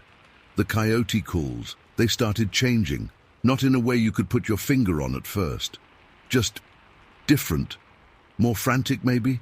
Like they weren't just calling to each other, but agitated. We kept moving, thinking maybe they'd scented us or something, getting ready to run. We wanted to get in position before they bolted. And then it happened. This sound. It wasn't like anything I've ever heard in my life, before or since. It started low, almost like a rumble in the distance, but it built up fast. Really fast. And it wasn't a coyote howl, not even close. It was loud, unbelievably loud. Like, imagine a train whistle, but amplified 100 times, and not just loud in your ears, but loud in your chest. You could feel it vibrating right through you, like it was shaking your bones. Dylan described it later as like being hit by a wall of sound, and that's pretty damn accurate. This thing just screamed. That's the only word I can think of. A pure, raw, ear-splitting scream. But not human, not animal either. Something else. It wasn't even a howl, it was more like a shriek, a high-pitched, piercing shriek that just went on and on and on. And the tone, God, the tone. It was wrong. Just fundamentally wrong. Like fingernails scraping down a chalkboard, times 1,000, but also deeper, lower, rumbling underneath it all. It was like pain, pure audio pain. It was so loud, it physically hurt. My ears started ringing instantly, like that high-pitched whine you get after a gunshot, but worse, much worse. I clamped my hands over my ears, but it didn't make much difference. It was still there, inside your head, inside your body, like it wasn't just sound anymore. It was something else. And the coyotes, remember them? The ones that were howling just a minute ago, all fired up? Silence, complete, utter silence, just like that, snuffed out, like someone had flipped a switch. Not a single coyote yip, not a bark, nothing. They just stopped. Everything stopped. The wind seemed to die down, the rustling of leaves, whatever night sounds were there, gone. Just this shriek, and then nothing but ringing in my ears and a heavy, suffocating silence after it cut off as abruptly as it started. We were frozen, Dylan and me, just standing there in the middle of the woods, in the dark, like statues. I think we were both too scared to move, too scared to even breathe properly. That sound, it paralyzed us. It wasn't just fear, it was something deeper, primal, like your brain just shuts down, and all you can do is stand there and hope whatever made that sound doesn't come closer. We stood there like idiots, hands clamped to our ears even after the sound stopped, waiting for something. We didn't know what. Maybe for the sound to come back. Maybe for anything. But there was nothing. Just the ringing in my ears and the silence. The absolute, suffocating silence of the woods. After what felt like forever, but was probably only a minute or two, I slowly lowered my hands. Dylan did too, at the same time, like we were in sync, like we were both running on the same terrified program. We looked at each other. His eyes were wide, pupils blown out, face white as a ghost in the moonlight that was filtering through the trees. I'm sure I looked the same. What the hell was that? He finally whispered, voice shaky. I shook my head. I don't know. My voice was rough, like I'd been yelling, but I hadn't yelled. It was just the shock, I guess. Sounded like nothing I've ever heard. Sounded like something dying, Dylan said, his voice barely above a breath. Something huge and angry. Angry? I asked. I hadn't thought of angry. Scared, yeah. Terrified. But angry. Yeah, he insisted, nodding slowly. Like furious. And in pain. I didn't know what to say. Dying, angry, pain. None of those words felt right, but they were all somehow closer than anything else I could think of to describe that sound. It was just wrong. Wrong on a level I didn't even know sounds could be wrong. We stayed there, rooted to the spot, listening, for anything, for the coyotes to start up again, for that thing to make another sound, for anything to break the silence. But nothing did. just the ringing in my ears slowly starting to fade, leaving behind this hollow, empty silence. We should go, Dylan said finally, turning to look back towards the truck. His voice was still shaky, but a little stronger now. I nodded, didn't argue, didn't even think about arguing. All I wanted to do was get out of those woods, get back to the truck, get home. Just get away from whatever the hell had just happened. We started walking, back the way we'd come. And it felt different now. The woods, they felt different. Before, even though it was dark, even though it was February cold, there was a life to it, you know? The coyotes, the wind, the rustling. It felt like a normal night in the woods. But now, it felt dead, empty. Like everything had been drained out of it. And the silence, it was still there. That heavy, oppressive silence. It wasn't just the absence of sound. It was like the silence itself was something solid, something you could feel pressing down on you. It was unnatural. We walked faster, not running exactly, but moving as fast as we could without making too much noise. Kept our rifles ready, pointed out in front of us, though honestly, what good would they do against whatever that was? We were coyote hunting rifles, not whatever makes sounds like that. We didn't talk, didn't need to. We both knew we were thinking the same thing. Just get back to the truck, just get out. It felt like it took forever to get back to the road. Every snapping twig, every rustle of leaves in the undergrowth made us jump. Every shadow seemed to move. Every dark shape in the trees looked like something watching us. Paranoia, I know, but that's what that sound did to you. It messes with your head. Finally, we saw the truck. Just the faintest outline of it in the darkness, but it was there, like a beacon of safety in the middle of all this wrongness. We picked up the pace a little, almost jogging now, got to the truck, fumbled with the keys, got the doors unlocked, scrambled inside, locked the doors again. Dylan reached over and started the engine. The sound of the engine turning over, catching, roaring to life. It was the best sound I'd heard all night. Felt normal. Felt like real life again. Dylan threw it in reverse, backed out onto Sam Russell Road and put his foot down. We didn't say anything, just drove. Fast. Didn't stop until we were back on the main highway, away from the woods, away from Dundas, away from whatever was back there. We drove all the way back to town in silence. Neither of us spoke, just processed, tried to make sense of it, tried to figure out what the hell we'd just heard. When we finally got to my place, Dylan just nodded, a curt, tight nod. "See ya, Rick." "Yeah," I said. "See ya." He pulled away, and I watched his taillights disappear down the street. Went inside, locked the door behind me, and just stood there in the hallway, still feeling the ringing in my ears, still feeling that vibration in my chest. I didn't sleep much that night.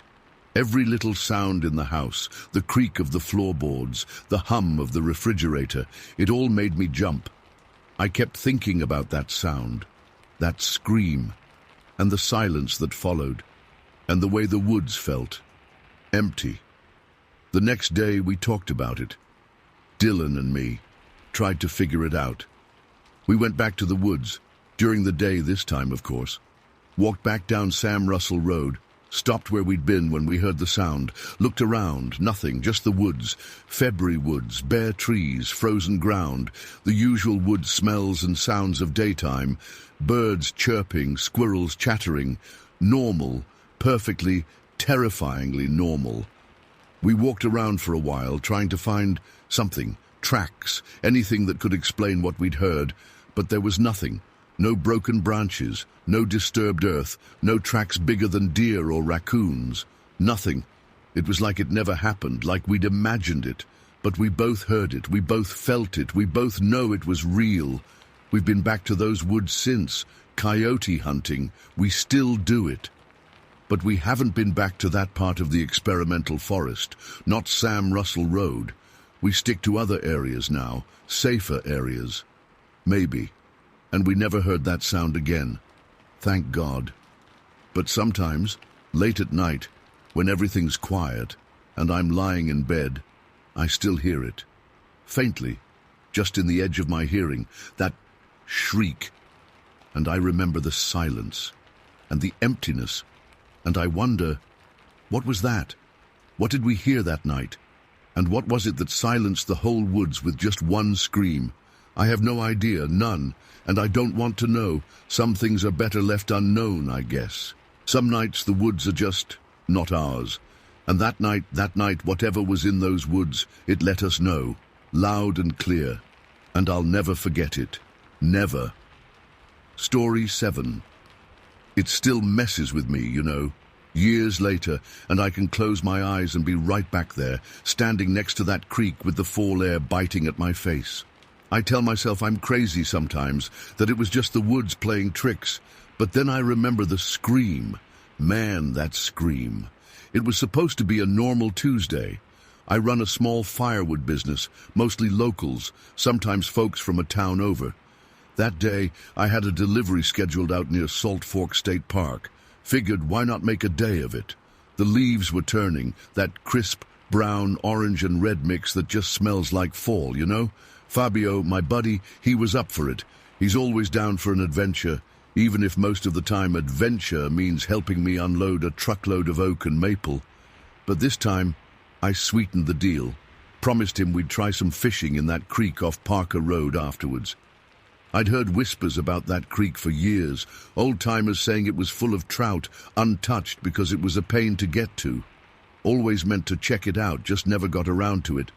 Seemed like fate, the delivery being so close. Fabio was pumped, he loves fishing. We loaded up the truck, me driving my beat-up Ford pickup, wood stacked high in the back, fishing rods rattling in the cab between us. The drive out there was beautiful, you know, the kind of drive where you almost forget you're actually working. Sun was shining, leaves were falling like confetti. Felt good. We dropped off the wood at this cabin, nice little place tucked back in the woods. Guy who owned it was friendly enough, tipped us a few extra bucks, which was always appreciated. After that, we drove over to Parker Road. It's this narrow, winding road, mostly just used by people going to the park. The bridge over the creek is small, barely wider than the road itself. We parked on the shoulder, making sure we were well off the pavement. I grabbed my fishing gear, Fabio did too. We scrambled down the bank, which was steeper than I remembered. The creek wasn't big, more like a decent-sized stream, but the water was clear, rushing over rocks. Sounded real nice.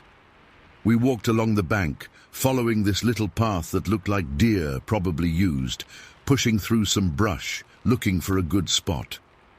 I was telling Fabio about the kind of flies I thought would work. He was fiddling with his reel, just happy to be out there. We found this place where the creek bent, behind this massive sycamore tree with bark peeling off in strips. Seemed secluded, quiet, perfect. We started setting up, unwinding lines, baiting hooks with worms I'd dug up that morning. The air was cool, smelling like damp leaves and that earthy smell of the woods. It was peaceful, real peaceful, for a few minutes at least. Then it happened. I was tying on a new fly, keeping an eye on my line in the water, when I saw movement across the creek. My first thought was deer. This place felt deery, you know? But then it was wrong. It was too low to the ground, and dark, really dark. The brush on the other side of the creek was thick, mostly undergrowth and some low bushes. Whatever it was moving through it, making a rustling sound. I nudged Fabio with my elbow, pointed across the creek without saying anything. He looked, squinted, then his eyes widened a fraction. I saw him stiffen. We both just watched, frozen. The rustling got louder, closer to the creek bank, and then it emerged, slowly, pushing aside the leaves and branches. At first, all I could see was dark fur, like matted, greasy black fur, and then I saw the head. It was... I don't even know how to describe it. Like if you took a dog's head and tried to make it look human but failed. It was roundish, covered in the same dark fur, but the shape, it was wrong. And the face, or what passed for a face, it was just blank. I mean, not completely blank, but primitive. Vaguely human, but like something from way back. Almost caveman-like, but not quite human either. The word hominid popped into my head for some reason, like something I'd read in a textbook ages ago. It was low to the ground, moving on all fours, but it wasn't like a bear or a dog. The way it moved, it was deliberate, slow, but powerful. It got to the edge of the creek, right across from us, maybe 20 feet away at most, and it lowered its head. I realized it was drinking, just lapping up water from the creek like an animal. We were still just standing there, lines dangling, mouths probably hanging open. I remember feeling my heart starting to hammer in my chest. It was fear, but it was more than just fear. It was confusion, disbelief. What the hell were we looking at? After what felt like a lifetime, but was probably only seconds, the thing lifted its head. Water dripped from its muzzle? Face? I still can't find the right word. And then it did something that made my blood run cold. It stood up.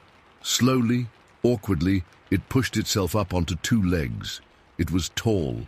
Taller than me, taller than Fabio, who's a big guy. Maybe 6.5, 7 feet tall, and bulky, thick, covered in that dark fur. Its arms were long, hanging down past its knees. It swayed a little like it wasn't used to standing upright, but it stayed standing. It was looking away from us, up the creek bank into the woods behind it. That's when Fabio coughed. Just a little cough, trying to clear his throat. Nervous cough, you know? The second he did, the thing snapped its head towards us, fast, like a whip crack, and it looked right at me, right at me. I'll never forget those eyes. They were dark, really dark, almost black, but with a shine to them. And they were intense, piercing. It was like it was looking right through me. There was no humanness in those eyes, just something wild, something else. We just stared at each other. Me, frozen, rod still in my hand, it standing there looming, staring. The silence, except for the rushing creek, was deafening. I felt like I couldn't breathe. My muscles were locked tight. Then it screamed. God, that scream. I can still hear it in my nightmares. It wasn't an animal scream. It wasn't like anything I've ever heard. It was high-pitched, piercing, but deep at the same time. Like a woman screaming, but distorted, guttural. Like it was coming from something broken inside it, a raw, primal scream of rage and something else. Pain, maybe? I don't know. It was feminine. Yeah, there was something definitely feminine about it, but completely twisted, corrupted.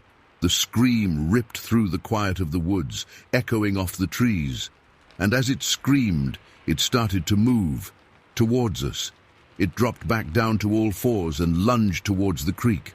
Fast, way faster than something that big should have been able to move.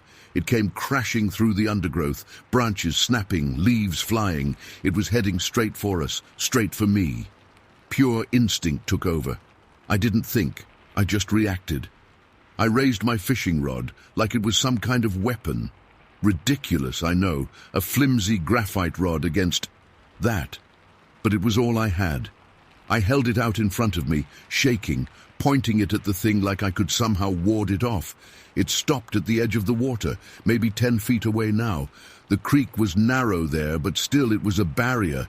It stood there at the edge of the creek, panting, heaving, still screaming, that horrible, unearthly scream.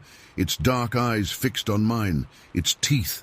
I saw its teeth then, longer than human teeth, pointed, yellowish.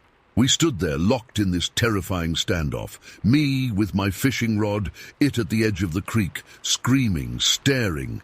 The air was thick with fear. And something else, something ancient, primal. I don't know how long it lasted. Felt like hours, but probably just minutes. Time warped, twisted. I could hear my heart pounding in my ears, feel the sweat cold on my skin, even though the air was chilly. Then, slowly, it started to back away, still staring at me, never breaking eye contact. It stepped back into the undergrowth, slowly at first, then faster. It retreated back into the woods, crashing and rustling, until finally there was silence again. Except for the creek and my ragged breathing. My legs almost gave out. I lowered the fishing rod, finally feeling the tremor in my hands, in my whole body. I blinked, trying to clear my head, to make sure I was seeing things right. The other side of the creek was empty. Just trees and brush and fallen leaves. "Fabio?" I croaked, my voice sounding weak and shaky. No answer. "Fabio!" I yelled louder, scanning around, looking behind me, beside me. He was gone. Just gone. Vanished. I was standing there alone next to the creek, fishing rod in hand, heart still hammering, and Fabio was gone. Panic kicked in, real, cold, bone-deep panic. "Fabio!" I screamed again, running up and down the creek bank, searching. "Fabio, where are you?" Nothing, just the sound of the creek, the rustle of leaves in the wind, and my own frantic shouts. I looked back across the creek at the place where the thing had been. Just woods. Normal woods. Like nothing had happened. But it had happened. I knew it had happened. I wasn't imagining it. I saw it. We both saw it. Where the hell was Fabio? I scrambled back up the bank towards the road, calling his name, stumbling over roots and rocks. Got to the truck, heart pounding so hard I thought it would explode. He wasn't there. Truck doors locked, fishing gear still inside. No sign of him. Fear turned to dread. Had it gotten him? Was he hurt? Was he gone?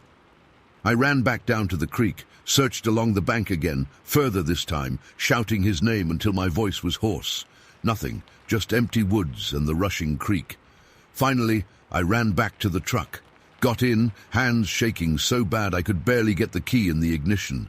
Started it up, slammed it in reverse, and practically spun out of the parking spot, back onto Parker Road. I drove like a maniac back towards the main road, eyes scanning the sides of the road, looking for any sign of him, any sign of anything. Nothing. I drove home in a daze. Every shadow, every rustle of leaves, every deer by the side of the road made me jump. Kept looking in the rearview mirror, convinced I was being followed. But there was nothing. Got back to my place, finally felt a little bit safer just being home. But the feeling, it didn't go away. That fear, that cold dread, it was still there, clinging to me, like I'd brought something back with me. Couple hours later, phone rings. Fabio. I almost dropped the phone. He's yelling, panicked on the other end. He's at his house, said he ran. He ran as soon as he saw the thing. Just turned and bolted, ran all the way back to the truck, jumped in and drove off.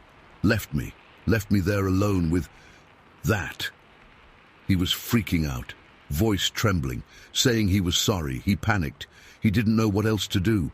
Said he thought it was going to kill us. Said he couldn't think. He just ran. I didn't say much, just listened. Part of me was furious at him for leaving me, for just running. But another part of me, I understood. I was terrified too. Maybe if I wasn't so stunned, I would have run too. Maybe he was just faster than me, or smarter. Maybe he was just less frozen. We haven't really talked about it much since. Just kind of brushed it under the rug. He apologized a bunch of times. I told him it was okay, even though it wasn't really okay. We're still friends, but something's different now. Something broke that day, in both of us, I think.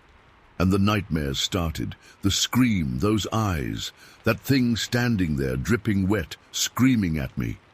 I see it every time I close my eyes. Sometimes I wake up screaming myself, sweating, heart pounding. I went back to the park a few times after that, trying to make sense of it. Drove back out to Parker Road, walked back down to the creek, even went to the spot where we saw it. Just woods, birds chirping, squirrels scampering, nothing. Like it was all just a bad dream. But it wasn't a dream. I know what I saw. We both saw it. And I know that scream. I'll never forget that scream. I tried to tell myself it was a bear standing on its hind legs. But bears don't look like that. Bears don't have faces like that. Bears don't scream like that. And bears don't scare Fabio that bad that he'd leave me for dead. I don't know what it was. I have no explanation. And honestly, I don't want to know. Sometimes I think about telling someone, the park rangers maybe, or the police, but what would I say? Hey, I saw a thing in the woods. It was hairy and tall and screamed like a woman and tried to attack me. They'd laugh me out of the office, lock me up in the psych ward, so I just keep it to myself, keep it locked away in my head, in my nightmares. But it's there, always there, just waiting for me to close my eyes, to go back to that creek, to hear that scream again, and see those eyes, those dark, empty, terrifying eyes. And sometimes, when I'm alone in the woods, cutting firewood, I get this feeling, like I'm being watched, like something's out there, in the shadows, just beyond the trees. And I get that chill, that same cold dread that I felt that day by the creek. And I hurry up, get out of the woods as fast as I can, and I don't look back. I just keep going, until I'm out in the open again, under the sun, where things are normal. But even then, sometimes, late at night, when everything's quiet, I swear I can still hear it. Faintly, carried on the wind, that high-pitched, terrifying scream. And I know in my heart that whatever it was, whatever I saw that day, it's still out there, somewhere in those woods, watching, waiting. And I have no idea why, no idea at all. And that's the part that really messes with me, you know, just no idea, none. Story 8. Okay, so this happened last December. Me and my buddies, we go hunting every year up in Carroll County. We've got this cabin, nothing fancy, just a place to crash, cook some food, you know, be guys. This trip, there were 4 of us. Me, Dave, Mike, and old Bill. Bill's probably in his late 60s. Been hunting longer than I've been alive. We'd had a decent day, bagged a couple of doves earlier that afternoon. Nothing major, but enough to feel like we weren't completely skunked. We hung them outside on the porch railing, figuring we'd clean them up the next morning. It was already dark out, probably around 8 or 9 at night. We were inside the cabin, sitting around the old wooden table in the main room. We'd just finished dinner some chili Mike had whipped up, and were just kind of chilling, talking about what we might try to hunt the next day. Deer season was still open, but we were thinking maybe try to track some rabbits or squirrels, just to mix it up. We weren't being loud, just normal guy talk, you know. Dave was saying something about seeing some good deer tracks near the creek bed earlier, and Mike was chiming in about how cold it was going to get overnight, typical hunting cabin conversation. And then it happened. This sound. It wasn't just any sound. It was heavy, like really heavy, and close. It was like footsteps, but not human footsteps, too heavy, too deliberate. The first one hit the porch right outside the front door. Boomp! It wasn't a thump or a bang, it was like a boomp. Deep and solid, vibrating through the wooden floorboards. We all froze. Mid-sentence, mid-thought, everything just stopped. Everyone around that table, we all just went silent and still. It wasn't like we had to tell each other to be quiet. It was just instinct. Like when you hear a twig snap in the woods and you instantly go quiet, except this was 100 times more intense. My heart started pounding right away. You know that feeling when your stomach drops, but it goes all the way down to your feet. That's what it felt like. I remember looking around at the others.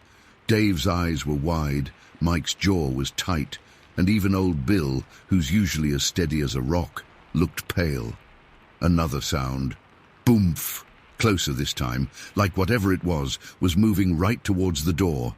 And it was slow, deliberately slow. That's what made it so much worse. It wasn't an animal crashing through the woods. This was measured, like something was pacing itself, something intelligent. My mind was racing. Bear. Too heavy, and bears aren't usually that booming. In their steps, are they? Plus, it sounded like 2 legs, not 4. Not like a bear on its hind legs either. This was more upright, more something else. Boomp. Right on the porch, just outside the door. I could practically feel the vibrations in the soles of my boots. We were all staring at the front door now. It's an old wooden door, solid enough, but with gaps around the frame, drafts in the winter. I was fixated on the cracks, waiting to see something, anything. The silence after each sound was almost unbearable. Just the crackling fire in the fireplace and our own breathing, which suddenly seemed way too loud. We were like statues, just locked in place, waiting. Boom! Right in front of the door now. I swear, if I'd had a glass of water in my hand, I would have spilled it. The cabin was so quiet, except for the fire and our hearts hammering against our ribs.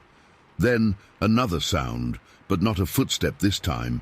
It was the porch itself creaking, like something incredibly heavy had just stepped onto the porch boards right outside. The wood groaned and popped under the weight. That was it. That was the moment we all moved, not in a planned way, not like we'd decided on a strategy. It was pure panic, instinct again. We all just bolted, jumped up from our chairs at the same time, a clumsy, chaotic scramble of chairs scraping on the floor and feet shuffling. I was closest to the door, so I was the first one there. I didn't even think about grabbing a gun or a flashlight or anything, just pure adrenaline and terror driving me. I yanked the door open, hard, too hard. It slammed back against the wall, and we all stumbled out onto the porch. Dark. Jesus, it was dark. December night, no moon to speak of, just a few weak stars barely piercing through the cloud cover. Pitch-black woods surrounding the cabin. The only light was the faint glow spilling out from the cabin windows behind us, and the weaker beam of the porch light above the door, which wasn't doing much to cut through the darkness. For a second, there was nothing, just blackness and the cold air hitting my face. My breath hitched in my chest, tasting like fear and the chili from dinner. I blinked, trying to adjust my eyes to the dark, straining to see something. And then, there it was, a shadow, massive, upright, moving away from the porch towards the tree line. It wasn't a distinct shape, not like a person or an animal. Just darkness, darker than the surrounding night, a hulking silhouette against the black backdrop of the woods. It was huge, way taller than any man, wider too, just massive. It was moving quickly but not running, more like gliding. It was hard to tell in the dark, but it didn't seem to be stumbling or crashing through the undergrowth. It was just flowing away, melting back into the darkness. We were all just standing there on the porch, huddled together like dumbasses, staring into the blackness. Frozen again, but this time not by fear of what was coming, but by sheer shock at what we'd just glimpsed. Nobody spoke, nobody moved. We just stood there, breathing hard, staring at where the shadow had disappeared. The only sound, I swear to God, the only sound for what felt like forever, was the rhythmic creaking of the dove hanging from the porch railing. Remember those doves we'd hung up earlier? They were still there, swinging gently in the slight breeze. Just one of them, though. I remember distinctly seeing two when we went inside. Now there was only one, and it was swinging back and forth, slow and steady, like some kind of morbid pendulum marking the time passing in this nightmare. The silence was so thick, so heavy, it felt like it was pressing down on us, suffocating us. Not just the silence of the woods, but the silence between us too. Nobody wanted to break it. Nobody wanted to speak the words out loud, to acknowledge what we'd just experienced. It was like, if we didn't talk about it, maybe it wouldn't be real. But it was real. I could feel it in the goosebumps all over my arms, in the ice water running through my veins, in the tremor in my legs that wouldn't stop shaking. It was real, and it was terrifying. Finally, after what felt like an eternity, but was probably only a minute or two, Bill coughed. A small, nervous cough that sounded ridiculously loud in the silence. He shuffled his feet and then cleared his throat, a louder, more deliberate sound. Did you all see that?" he asked, his voice low and gravelly, barely above a whisper. Dave was the first to answer. "Yeah," he said, his voice strained. "Yeah, I saw something." He didn't even try to describe it, just something. because what else could you call it? Mike just nodded, his eyes still wide and fixed on the darkness where the shadow had vanished. He looked like he was about to throw up. I finally found my voice, but it came out raspy and shaky. "Footsteps," I said. "Did you hear those footsteps?" They both nodded again, quickly this time. Bill said, "Heavy. Jesus, they were heavy." We stood there a few more minutes, still staring into the dark, the pigeons swinging, the silence pressing in on us. Then, slowly, cautiously, we started moving.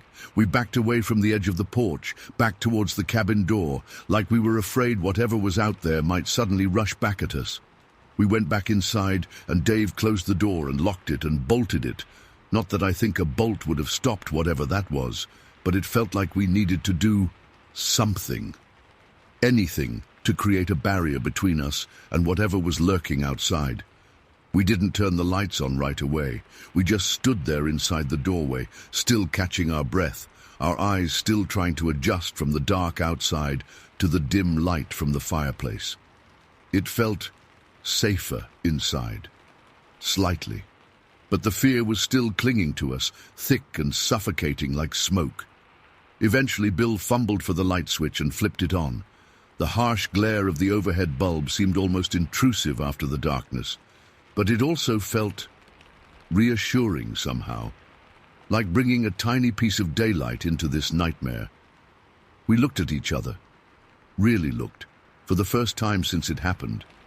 We were all pale, faces drawn, eyes wide and scared. We looked like ghosts of ourselves. Dave was the first to break the silence again, but this time his voice was stronger, more like his usual self, even though you could still hear the tremor in it. "Okay," he said, taking a deep breath. "Okay, so what the hell was that?" Nobody had an answer. We sat back down at the table, but nobody touched their chairs, just leaned against them, still too wired to actually sit. We talked about it, in hushed voices, trying to make sense of it. Bear? Too heavy, too upright, too deliberate. Deer?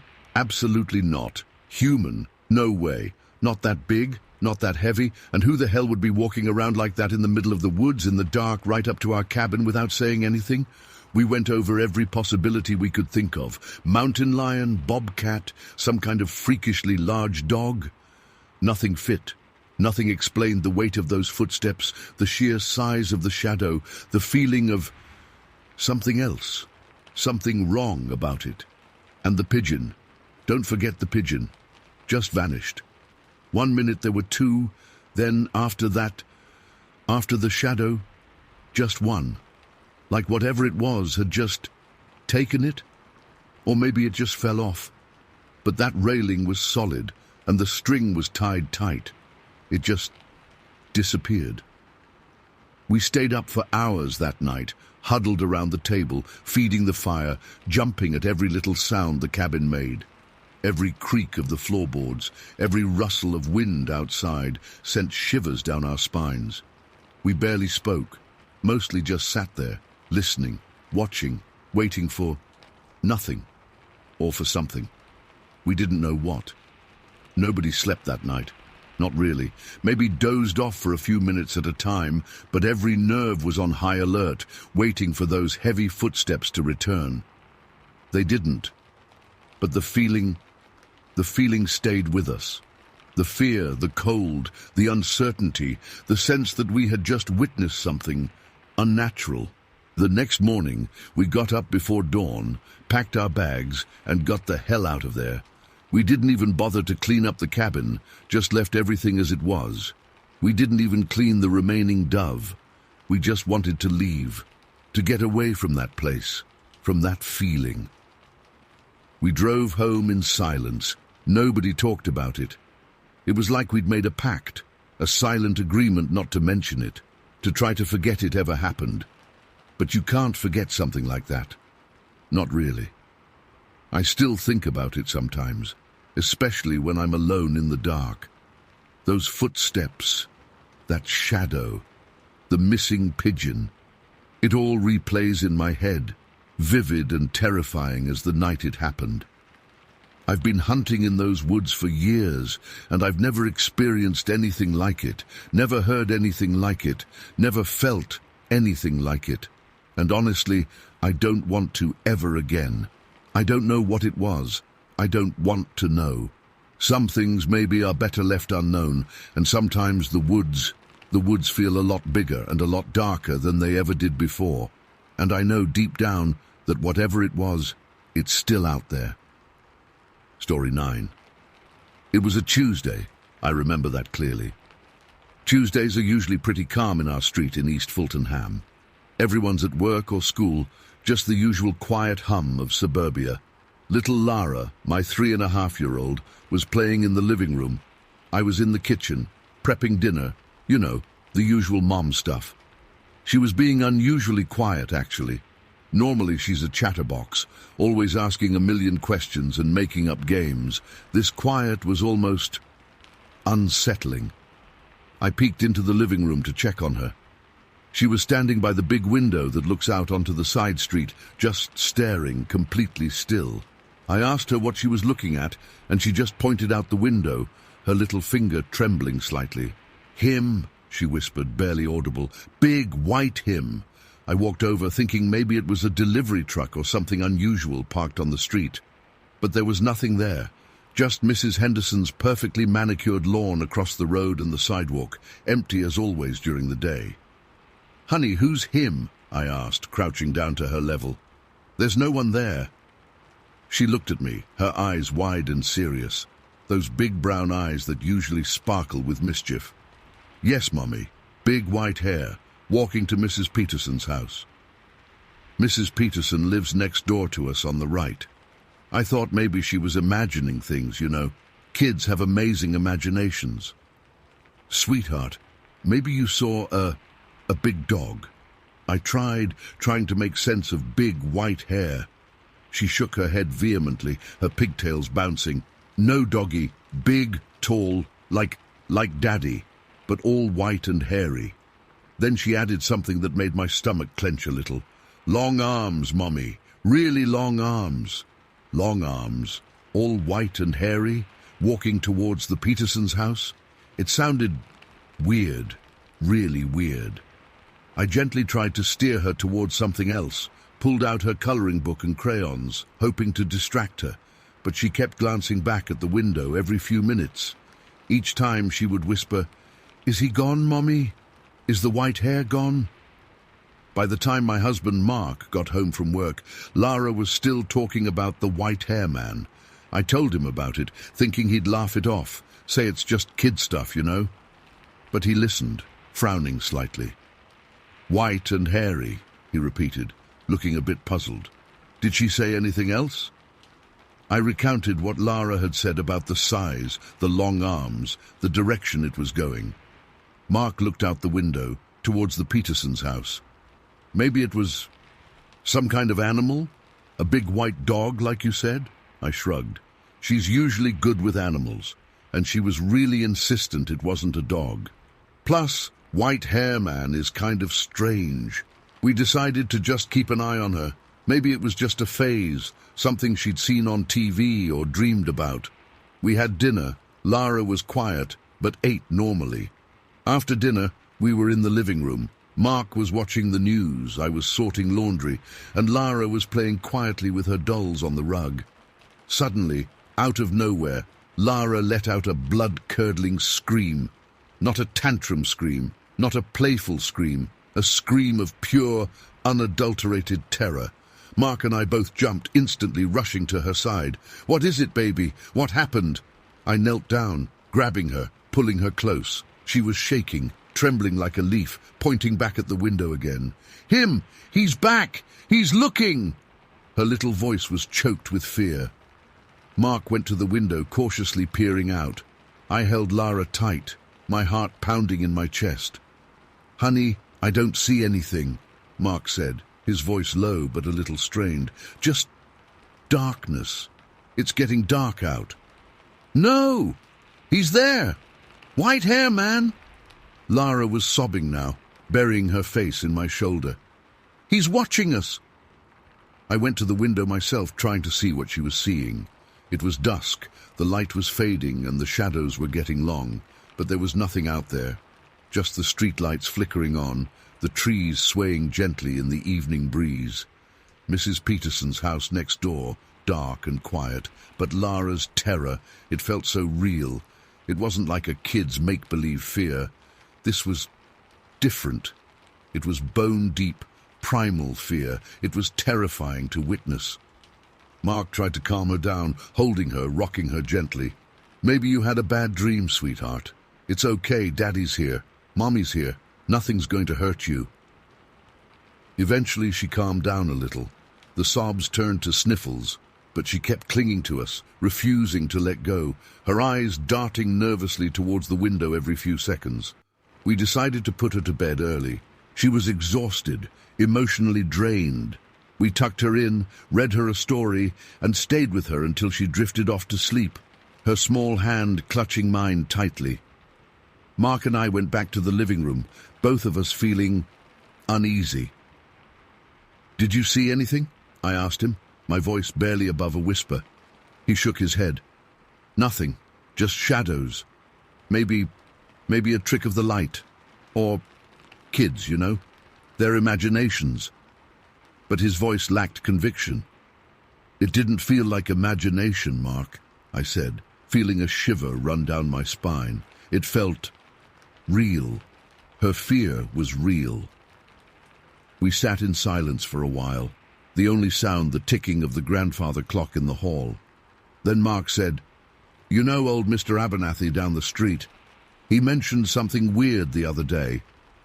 Mr. Abernathy is our elderly neighbor 2 houses down, a bit eccentric, but generally a nice guy." "Weird how?" I asked, suddenly alert. "He said he saw something in his backyard last week, big white shape, he called it, near his shed. He thought it was a bear at first, but then he said it moved. Weirdly. Too tall, he said, too pale." My blood ran cold. "Did he say anything else?" "Just that it disappeared quickly. He brushed it off, thought he was just seeing things, you know, his eyesight isn't what it used to be." We looked at each other, the same unsettling thought creeping into both our minds. Could it be connected? Lara's white hair man and Mr. Abernathy's white shape? It sounded crazy, absolutely bonkers, but Lara's genuine terror, it wouldn't leave my mind. The next day, I was still on edge. I decided to call Mrs. Peterson, our next-door neighbor, the one Lara said the white hair man was walking towards. I felt a bit silly even dialing her number, but I had to do something. I kept it casual, just checking in, you know, neighborly chat. Then I steered the conversation towards anything unusual happening around her place. She hesitated for a moment and then said, "Well, actually, something a bit strange did happen last night, or maybe the night before. Can't quite remember." My heart started to race. "Strange how?" I asked, trying to sound nonchalant. "Our dog, Buster, he was going nuts late at night, barking like crazy at the backyard. We went out to check, but there was nothing there. But he was still really agitated afterwards. Normally he's a pretty chill dog, but he was spooked. And then this morning he was just quiet, mopey almost, like something really scared him. Buster is a big, tough German shepherd, not easily spooked. And," Mrs. Peterson continued, lowering her voice slightly, "and this is probably nothing, and I feel a bit foolish even saying it, but my husband said he heard something last night. Rustling noises near the back fence. He thought it was just raccoons or something, but it sounded bigger, he said, like something heavy moving around." I felt like the air had been sucked out of the room.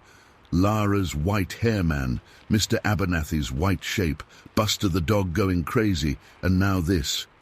It couldn't be a coincidence, could it? I thanked Mrs. Peterson for the chat, hanging up the phone, my hand shaking slightly. I paced around the kitchen, trying to make sense of it all. It sounded insane, like something out of a horror movie. But Lara's fear, it was the key that made it all feel horribly, sickeningly real. That day, I couldn't shake off the feeling of unease. I kept checking the windows, peering into the backyard, constantly on edge. Every shadow seemed to move, every rustle of leaves made me jump. Lara, thankfully, seemed a little better, playing more like her usual self, but she still occasionally glanced at the window, her eyes filled with a shadow of fear. In the evening, Mark came home, and I told him about my conversation with Mrs. Peterson and about Mr. Abernathy's story. He listened, his face growing increasingly grim. "This is really weird, isn't it?" he said, running a hand through his hair. "We need to do something," I said, my voice trembling. "We need to find out what's going on, for Lara's sake." We decided to do some digging online, searched for anything about white figures, strange sightings in Ohio, East Fulton Ham, anything at all. We spent hours that night trawling through forums, news sites, everything we could find. And then we found it, buried deep in a fringe website, a forum dedicated to unexplained phenomena. There was a thread about pale walkers, figures described as tall, white, hairy, sometimes seen near residential areas, often reported by children. They were called watchers in some of the posts, said to be drawn to children. My blood ran cold. Drew to children? Lara saw it walking towards Mrs. Peterson's house. The Petersons have 2 small kids, younger than Lara. We kept reading, scrolling through the posts, our skin crawling. Stories of strange encounters, sightings in shadows, unexplained noises, pets acting terrified. It was all eerily similar to what we were experiencing, and it was all centered around this idea of a white figure, a pale walker, watching, observing, maybe even something worse. One post stood out. Someone mentioned a case from years ago in another state. A child had seen a similar figure, described almost identically to Lara's description. And then the child had gone missing, never found. I slammed my laptop shut, my hands shaking uncontrollably. "No," I whispered, my voice choked with fear. "No, this can't be happening. This can't be real." Mark was pale, his eyes wide with disbelief and fear. We need to tell someone," he said, his voice strained. "The police. Someone." But who would believe us? Our daughter saw a white hairy monster, and we think it's stalking children based on internet forums. It sounded insane, completely and utterly insane. We decided to talk to Mr. Abernathy and the Petersons, see if they'd be willing to talk to someone. An expert, maybe? Someone who deals with this kind of thing. We found a name online, an investigator of unexplained phenomena, based somewhere nearby, a Dr. Armitage. We contacted him, sent him a brief email, explaining the situation, Lara's sighting, the other weird events, our online research. We didn't really expect him to reply, but the next morning we got an email back. Dr. Armitage said he was intrigued, he wanted to talk to us. He asked if he could come to our house that afternoon. He arrived around 3 p.m., a middle-aged man with kind eyes and a calm, reassuring demeanor. We told him everything, starting with Lara's sighting, the neighborhood stories, our online findings. He listened intently, asked questions, taking notes in a small notepad. He talked to Lara, gently, patiently, asking her about what she saw. She was shy, a bit hesitant, but she repeated her description. Big, white, hairy, long arms, watching. Dr. Armitage didn't dismiss us. He didn't laugh. He listened, seriously, respectfully. And when we finished, he said, "This aligns with some historical accounts and recent anecdotal reports. The description, the behavior, it's consistent with what some people refer to as pale entities or watchers." Pale entities. Watchers. It sounded like something out of a nightmare. He explained that these entities, according to folklore and some, shall we say, less conventional research, seem to exhibit a particular curiosity towards children.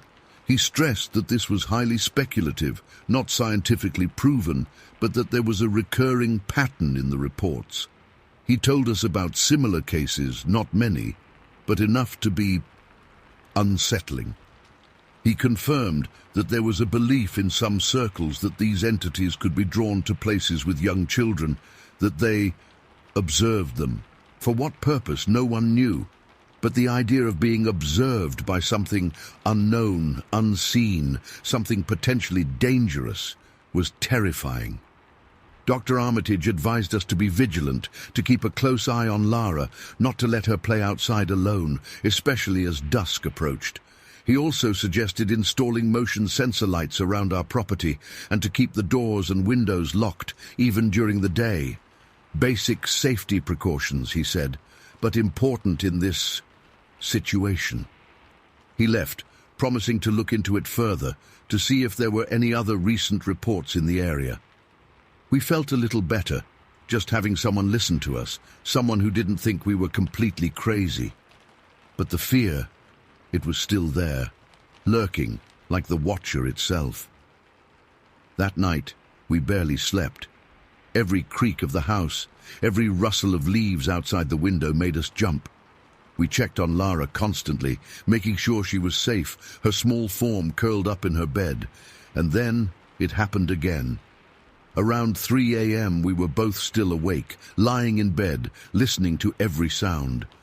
Suddenly, Buster, the Petersons' dog, started barking again. Not just barking, but howling, frantic, terrified howling. It was coming from their backyard, louder and louder then. Abruptly, silence. Complete, absolute silence, like someone had just turned him off. The silence was worse than the barking. It was unnatural, ominous. We lay there, frozen in terror, our hearts pounding in our chests, listening to the silence, waiting, dreading what might come next. And then we heard it. A sound from outside, from our backyard. A slow, heavy, dragging sound, like something big, something heavy, dragging itself across the grass.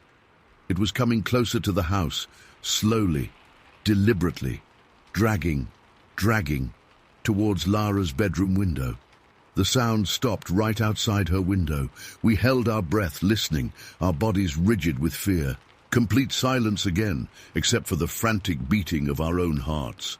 Then a faint, scratching sound, like nails, long nails, scratching against the glass of Lara's window.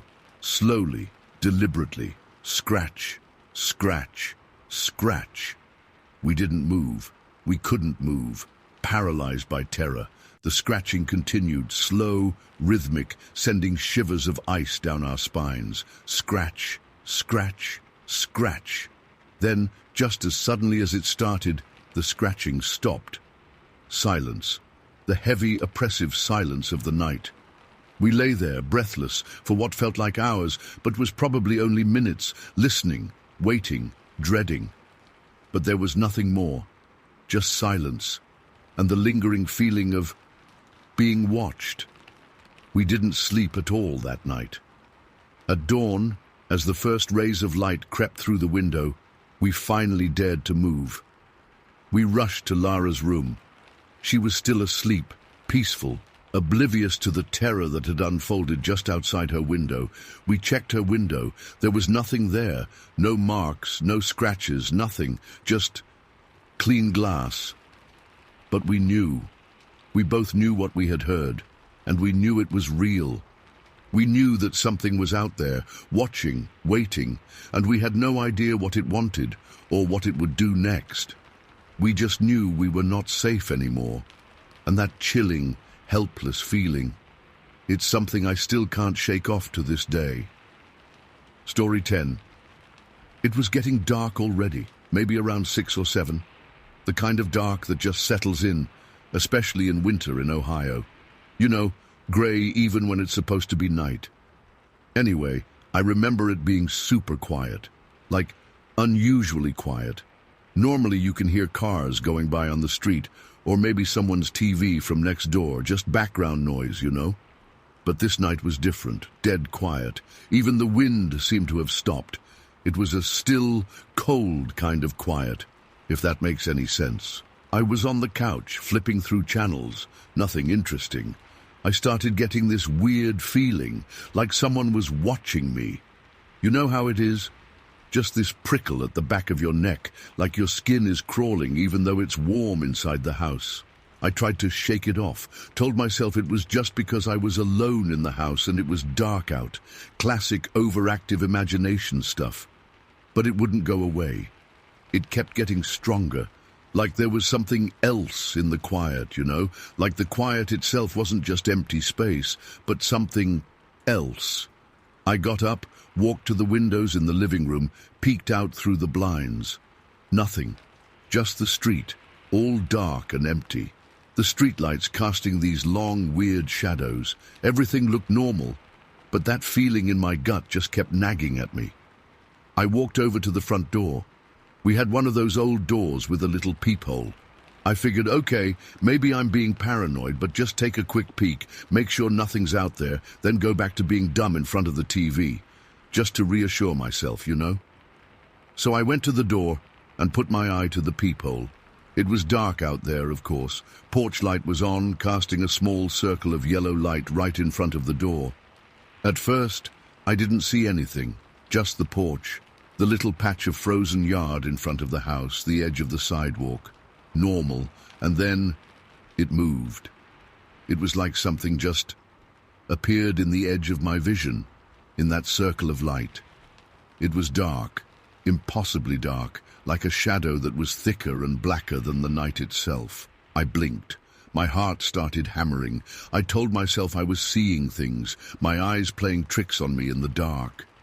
I adjusted my eye at the peephole, trying to focus, trying to make sense of what I was seeing.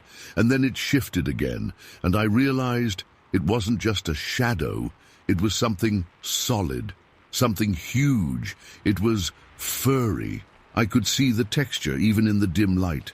Thick, matted, dark fur, and it was just there, right outside my front door. I think I actually gasped. I recoiled back from the door like I'd been burned. I backed away, stumbling, until I hit the wall behind the couch. My breath caught in my chest. My heart was pounding so hard I thought it was going to burst out of my ribs. I just stood there, staring at the front door like it was about to explode. My mind was racing, trying to process what I had just seen. Fur, dark fur, right outside my door. But what was it? A dog? A bear? In Cambridge? In the middle of town? It didn't make any sense, and it had been so big, blocking out the light from the porch almost completely. Slowly, terrified, I moved back towards the door. I had to look again. I had to make sure I wasn't hallucinating. Maybe it was just a weirdly shaped bush, or a trick of the light. Anything but what my gut was screaming at me. I crept back to the door, my hand shaking as I reached out and put my eye to the peephole again. My breath hitched in my throat. It was still there. It hadn't moved, just standing there right outside my front door. I could see more of it now. It was facing sideways, slightly turned away from the door, towards the side of the house where the driveway was. I could see its side profile now, and it was enormous. Taller than the doorframe, massive shoulders, covered in that thick, dark fur. It was like something out of a nightmare. And then it turned its head. Slowly, deliberately, it turned its head towards the door. And I saw its face, or what passed for a face. It was mostly hidden by fur, but I could see the glint of an eye, dark and deep-set. And the shape of its head was simian, like a gorilla, but wrong. More primal, more human-like, but twisted and monstrous. And it was looking right at the peephole, right at me. I swear it was looking directly at me. Even through that tiny peephole I could feel its gaze, and there was something in that gaze, something cold and intelligent and predatory. It was like it knew I was there, watching it, and it didn't care. Or maybe worse, it did care. Panic seized me, real, cold, bone-deep panic. My legs went weak. I wanted to scream, but no sound would come out. I just stood there, frozen, staring back at this thing through that tiny hole in the door. It stood there for what felt like forever, just looking at the door. Then slowly, it started to move. It didn't go away. It moved closer. It took a step, and then another, and I realized it was coming right to the door. My mind went blank. All coherent thought just evaporated. All that was left was pure, primal fear. I knew, somehow I just knew in that moment, that if that thing got inside, I was dead. That was it. Game over. I didn't think. I just reacted. I scrambled backwards, away from the door, tripping over myself until I slammed into the floor behind the couch. I landed hard, knocking the air out of my lungs. But I didn't care. I stayed there, sprawled on the floor, huddled against the wall, my eyes glued to the front door. I was waiting for it to break down the door. I was waiting for the crash of splintering wood, for the sound of the door hinges ripping apart, for that thing to come bursting into the house. Every muscle in my body was clenched tight, every nerve ending screaming. I squeezed my eyes shut, bracing myself for the inevitable. But it didn't happen. Silence. Just that same oppressive, eerie silence. I lay there on the floor, listening, straining my ears, trying to hear anything over the pounding of my own heart. Nothing. No sounds from outside, just the ticking of the clock in the living room. Slowly, cautiously, I opened my eyes. I was still lying on the floor, huddled against the wall, staring at the door. It looked normal. Just a plain, ordinary front door. Could I have imagined it? Could it have all been some kind of crazy hallucination? Was I losing my mind? I stayed on the floor for a long time, maybe minutes, maybe longer. I don't even know. Just trying to catch my breath, trying to calm myself down, trying to make sense of what I had seen or thought I had seen. Eventually, I managed to sit up. My legs were trembling, my hands were shaking. I felt cold and clammy, like I had a fever. I didn't want to move.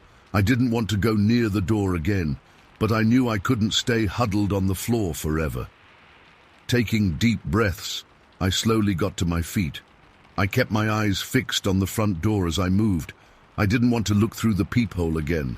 I was terrified of what I might see, but I also couldn't just ignore it. I had to know if it was still there. With agonizing slowness, I crept back to the door. My hand trembled as I reached for the doorknob. I didn't open it. I just stood there, my hand hovering over the cold metal, listening. Still nothing, just silence. Finally, forcing myself, I leaned forward and looked through the peephole again. Empty. The porch was empty. The yard was empty. The street was empty. Just the streetlight casting its pale yellow glow. Nothing there.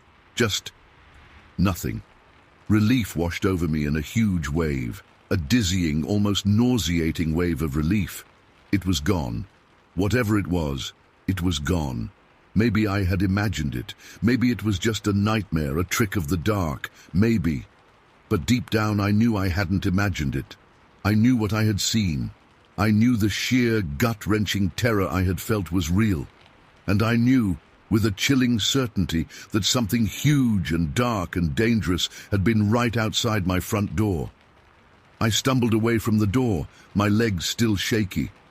I went into the kitchen, fumbled for the light switch, and flipped it on.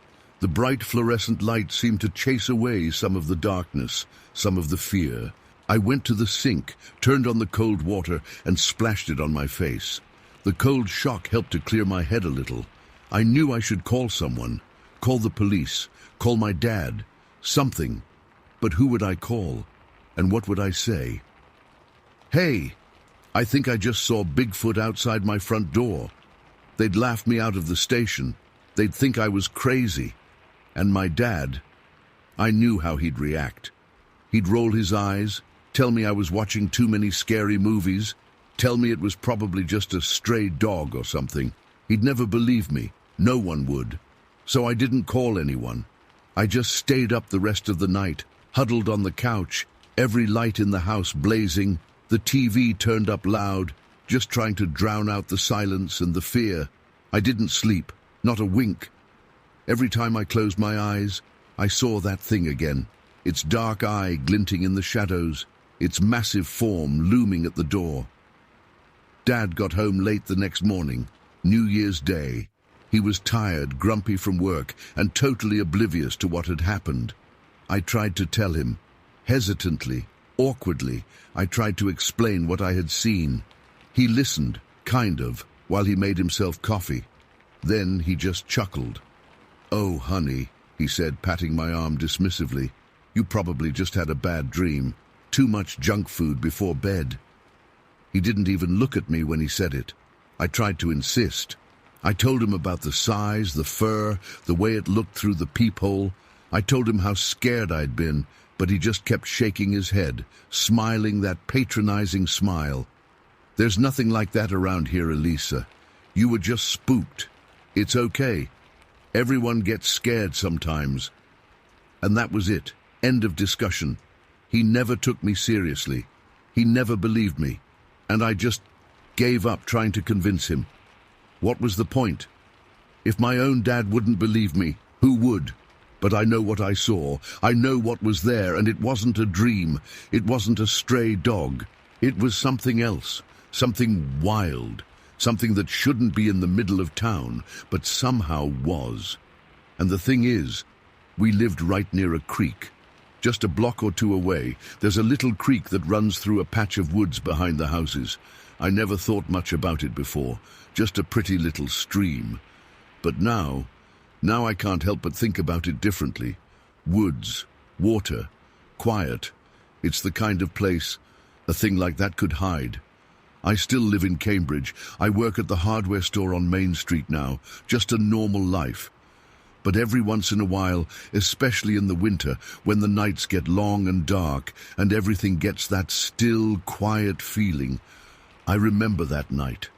I remember the fear, and I still look at the woods behind the houses a little differently. Just the other day, this guy came into the store. He was wearing a t-shirt with some kind of Bigfoot research group logo on it. We were talking just about his purchase, and somehow, I don't even know how it came up, I found myself telling him about it, about what I saw that night. For the first time in years, I actually said the words out loud to someone else. He listened. He didn't laugh. He didn't dismiss me. He actually seemed interested. He asked me questions. Details I hadn't thought about in years just came flooding back. The smell of wet earth, the way the shadows moved, the feeling of those dark eyes staring at me through the peephole. He wrote it all down in a little notebook.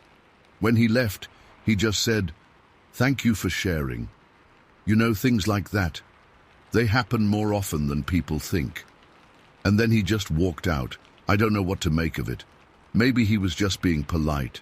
Maybe he actually believed me. Maybe there are others out there who have seen things too. Things they can't explain, things they're afraid to talk about. I still don't have any answers. I still don't know what was at my door that night. But I know what I saw, and I know that fear. It's something you don't just forget, especially when you're standing there alone in the dark, and you just know that something inhuman is watching you from the other side of the door, and it's gone now, just gone, like it was never even there, and that's maybe the scariest part of all. Story 11. We met up like we usually do, around 8 p.m., parked up by the edge of the woods behind the library. Still kinda light out, fading fast though. Cool October air, crisp, perfect for hunting. Excitement was buzzing in the air, the dogs in the back of the trucks going crazy, barking and whining, ready to get loose. We let them out, clipped on their tracking collars, the usual routine. These are experienced dogs, blue ticks mostly. They know the drill.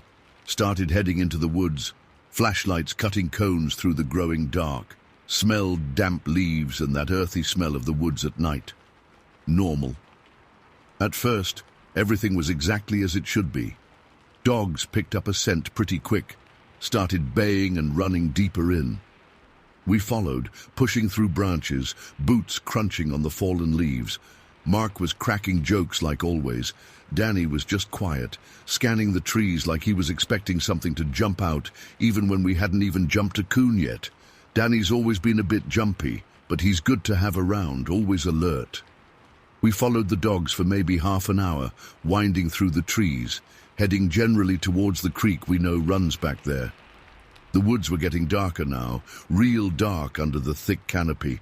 Flashlights were the only light except for the moon trying to peek through the branches here and there.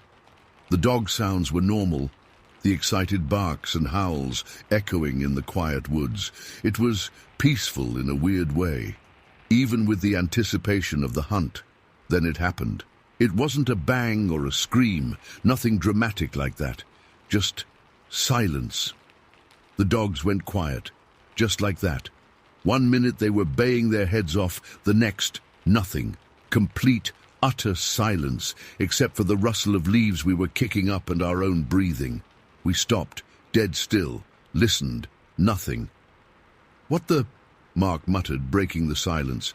His voice sounded louder than it should in that sudden quiet. "Dogs go quiet?" Danny asked, his voice tight.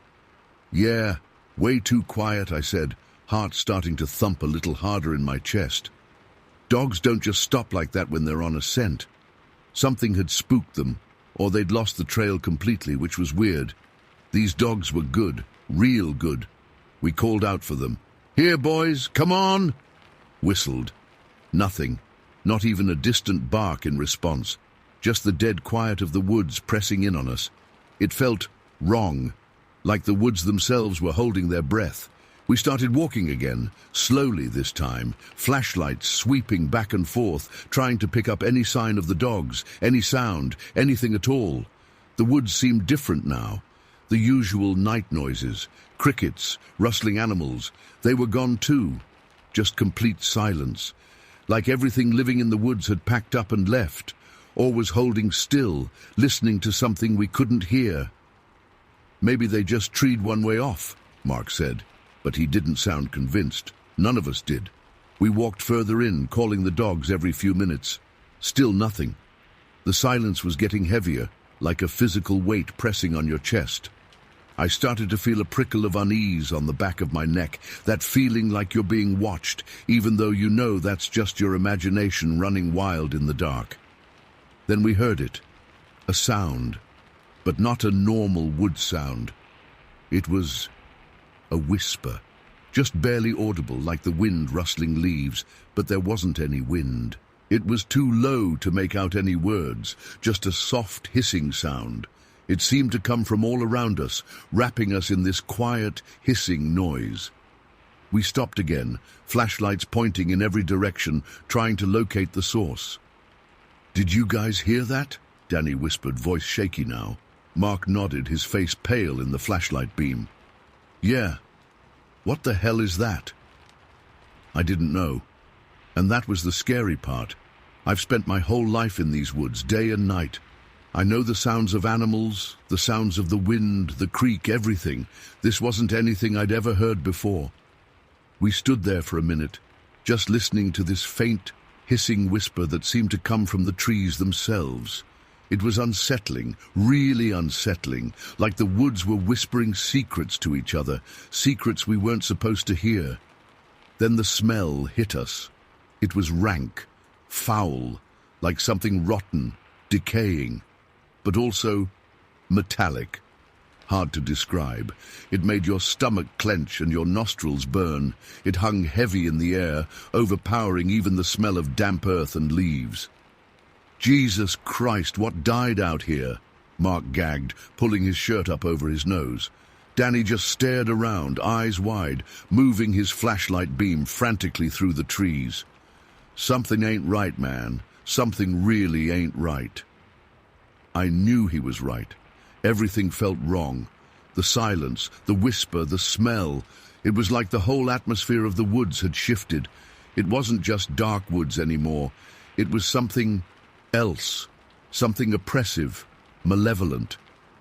We started to back away, slowly, still sweeping our flashlights, trying to see through the dark, through the heavy air. "Dogs, come on, boys, let's go," I yelled again, voice cracking a little. Still nothing. As we backed up, the hissing whisper seemed to get a little louder, and then we started seeing things, just glimpses at the edge of our vision, flickers in the shadows. Dark shapes moving between the trees, too fast to really register. You'd catch a movement out of the corner of your eye, whip your flashlight around, and there would be nothing there but trees and shadows. "Did you see that?" Mark whispered, grabbing my arm, his grip tight. "Saw something," I breathed, my heart pounding now, hammering in my ears. "Shadows moving, too fast." Danny just shook his head, eyes wide with terror. "Let's get out of here, man. Let's just go." He was practically pulling at Mark's jacket, urging us to turn back. We started moving faster, backing out the way we'd come, but it felt like the woods were shifting around us, disorienting us. The trees seemed closer together, the shadows deeper, darker. The whispering was louder now, more insistent, like it was trying to get into your head. And the shapes, they were becoming clearer, bolder, no longer just flickers in the shadows. We started seeing actual forms, tall, dark shapes moving behind the trees, just out of the flashlight beams. They were too tall, too thin, and they moved in a way that didn't seem natural, like they were gliding, not walking. One of them stepped out from behind a tree just for a second. In the beam of my flashlight I saw it. It was tall, impossibly tall, maybe 7 or 8 feet, thin as a rail, with long, spindly limbs. Its skin was dark, almost black, and it seemed wet, glistening in the flashlight. And its face, or where its face should be, it was just a smooth patch of dark skin. No eyes, no nose, no mouth. Just smooth, featureless darkness. It was there for maybe a second. Then it darted back behind the trees, disappearing into the shadows as quickly as it had appeared. But that second was enough. Enough to burn itself into my brain. I froze, flashlight shaking in my hand, beam dancing wildly through the trees. I couldn't breathe, I couldn't speak. I just stared, paralyzed by terror. Mark gasped, stumbling back, knocking into Danny. "Did you see that? Jesus Christ, what was that thing?" His voice was hoarse, trembling. Danny was screaming now, a high-pitched, terrified scream that echoed through the silent woods. "Let's go! Let's go now!" He started running, crashing through the undergrowth, not even looking where he was going. Mark grabbed my arm, pulled me after him. "Eric, come on, run!" I finally snapped out of it, my own terror kicking in. I started running too, blindly following Mark in the direction we thought was back the way we came. Behind us, I could hear the rustling and cracking of branches, like something big was moving, following us but not hurrying, just pursuing. The whispering was louder now, almost a chorus, surrounding us, filling our ears, seeming to get inside our heads. It was no longer just a hiss.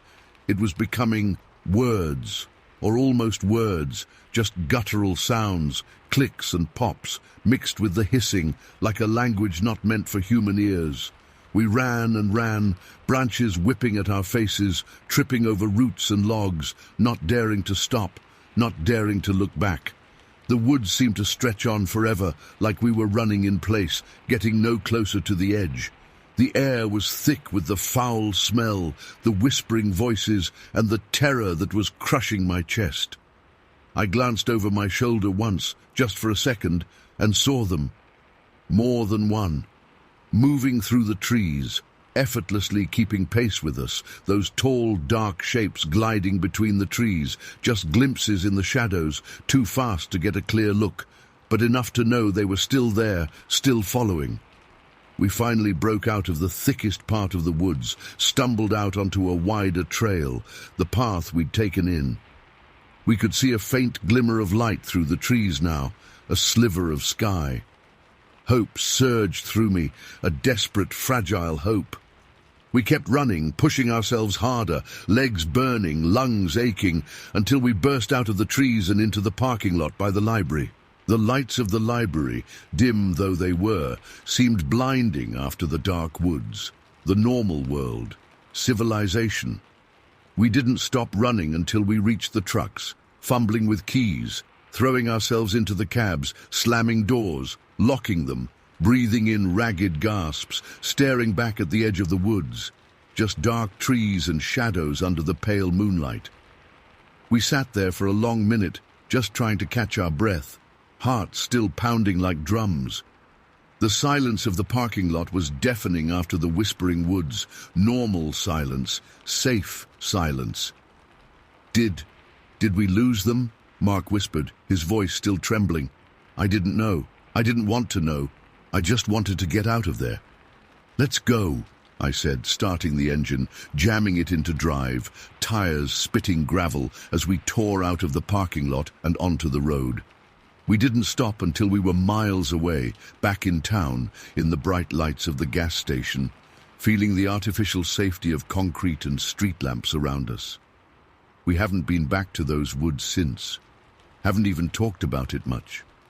Just shook our heads, mumbled something about getting turned around, dogs running off, spooking us, tried to explain it away, tried to bury it, but it's still there, in my head.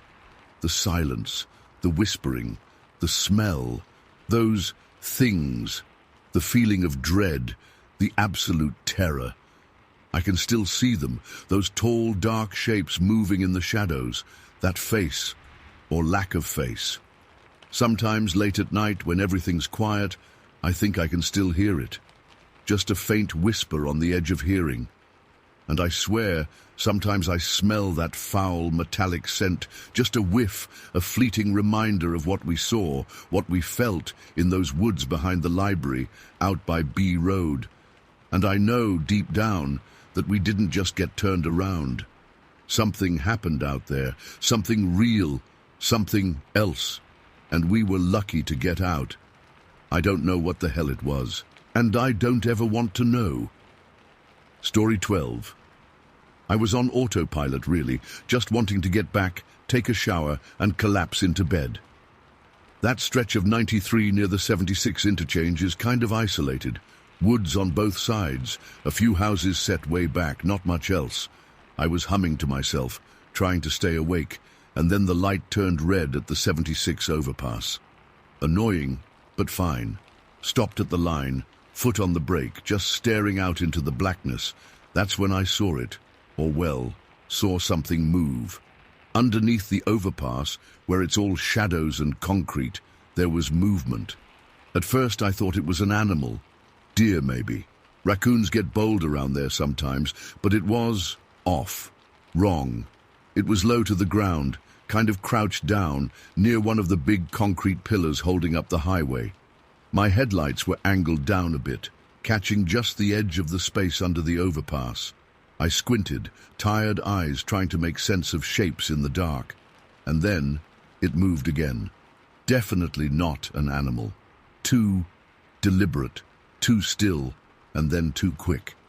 Curiosity, I don't know why, but curiosity just took over. Forget being tired, forget wanting to get home. I was suddenly wide awake and staring. It was like a switch flipped. I edged forward in my seat, trying to get a better view, even though I knew I probably shouldn't. Something about the way it moved. It wasn't natural, not animal natural, and not really human either.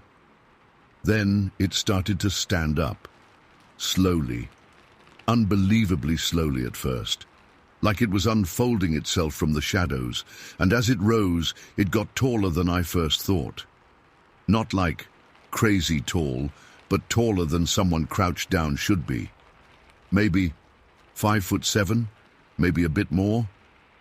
Hard to tell in the gloom, but definitely not short.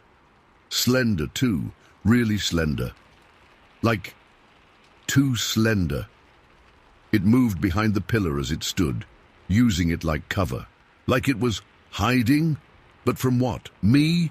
It was hidden mostly, this skinny dark silhouette behind the massive grey concrete, but then I saw them, its fingers. They were wrapped around the edge of the pillar, gripping it.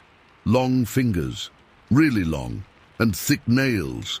Not polished nails, not like human fingernails. Thick, almost like claws, but blunt. Not sharp like a cat or something. Just thick and heavy looking. They were dirty too, caked with something dark, like mud or dirt, pushed up under the nails. That was the first really unsettling thing. Those fingers, they just didn't look right. It was playing peekaboo with me almost. That's the only way I can describe it now, looking back. It would lean out from behind the pillar, just its head and shoulders, peek at me for a second, then duck back behind. Then lean out again on the other side of the pillar, peek, duck back and forth. It moved quick too, surprisingly quick. Agile, definitely agile. Each time it peeked, I could see more of it. Just glimpses, flashes in the darkness. The way it moved wasn't smooth, not in the way a person or even a cat moves.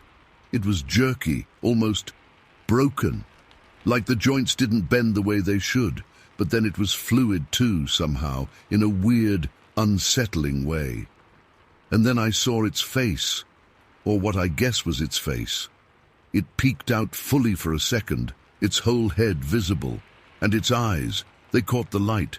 They shone, not like animal eyes reflecting headlights, but like they were lit from within, a faint, eerie glow, like a dim bulb behind them. They were big too, bigger than normal eyes should be, and wide apart, set on the sides of its head more than the front, and they were curious. That's the only word. Disturbingly curious. It was looking right at me, staring, and it wasn't aggressive. It wasn't threatening, not in the way a wild animal would be. It was just intensely curious, like it was studying me, trying to figure me out, which honestly was way more disturbing than if it had been angry or aggressive. And then it smiled. Jesus, that smile. It was wide, too wide, stretching across its face, almost ear to ear, and its mouth. It wasn't human. The teeth were wrong. Not pointy canines, not like dog teeth or anything like that. They were square, flat, like little tiles all in a row, and they were yellowish.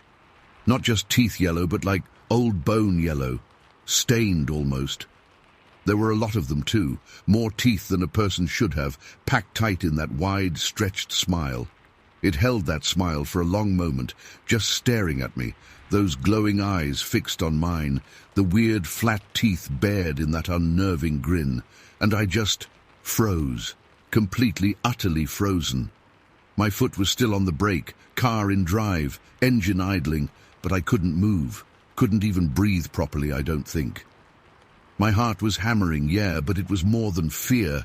It was confusion, disgust, fascination, all mixed together into this horrible, sick feeling.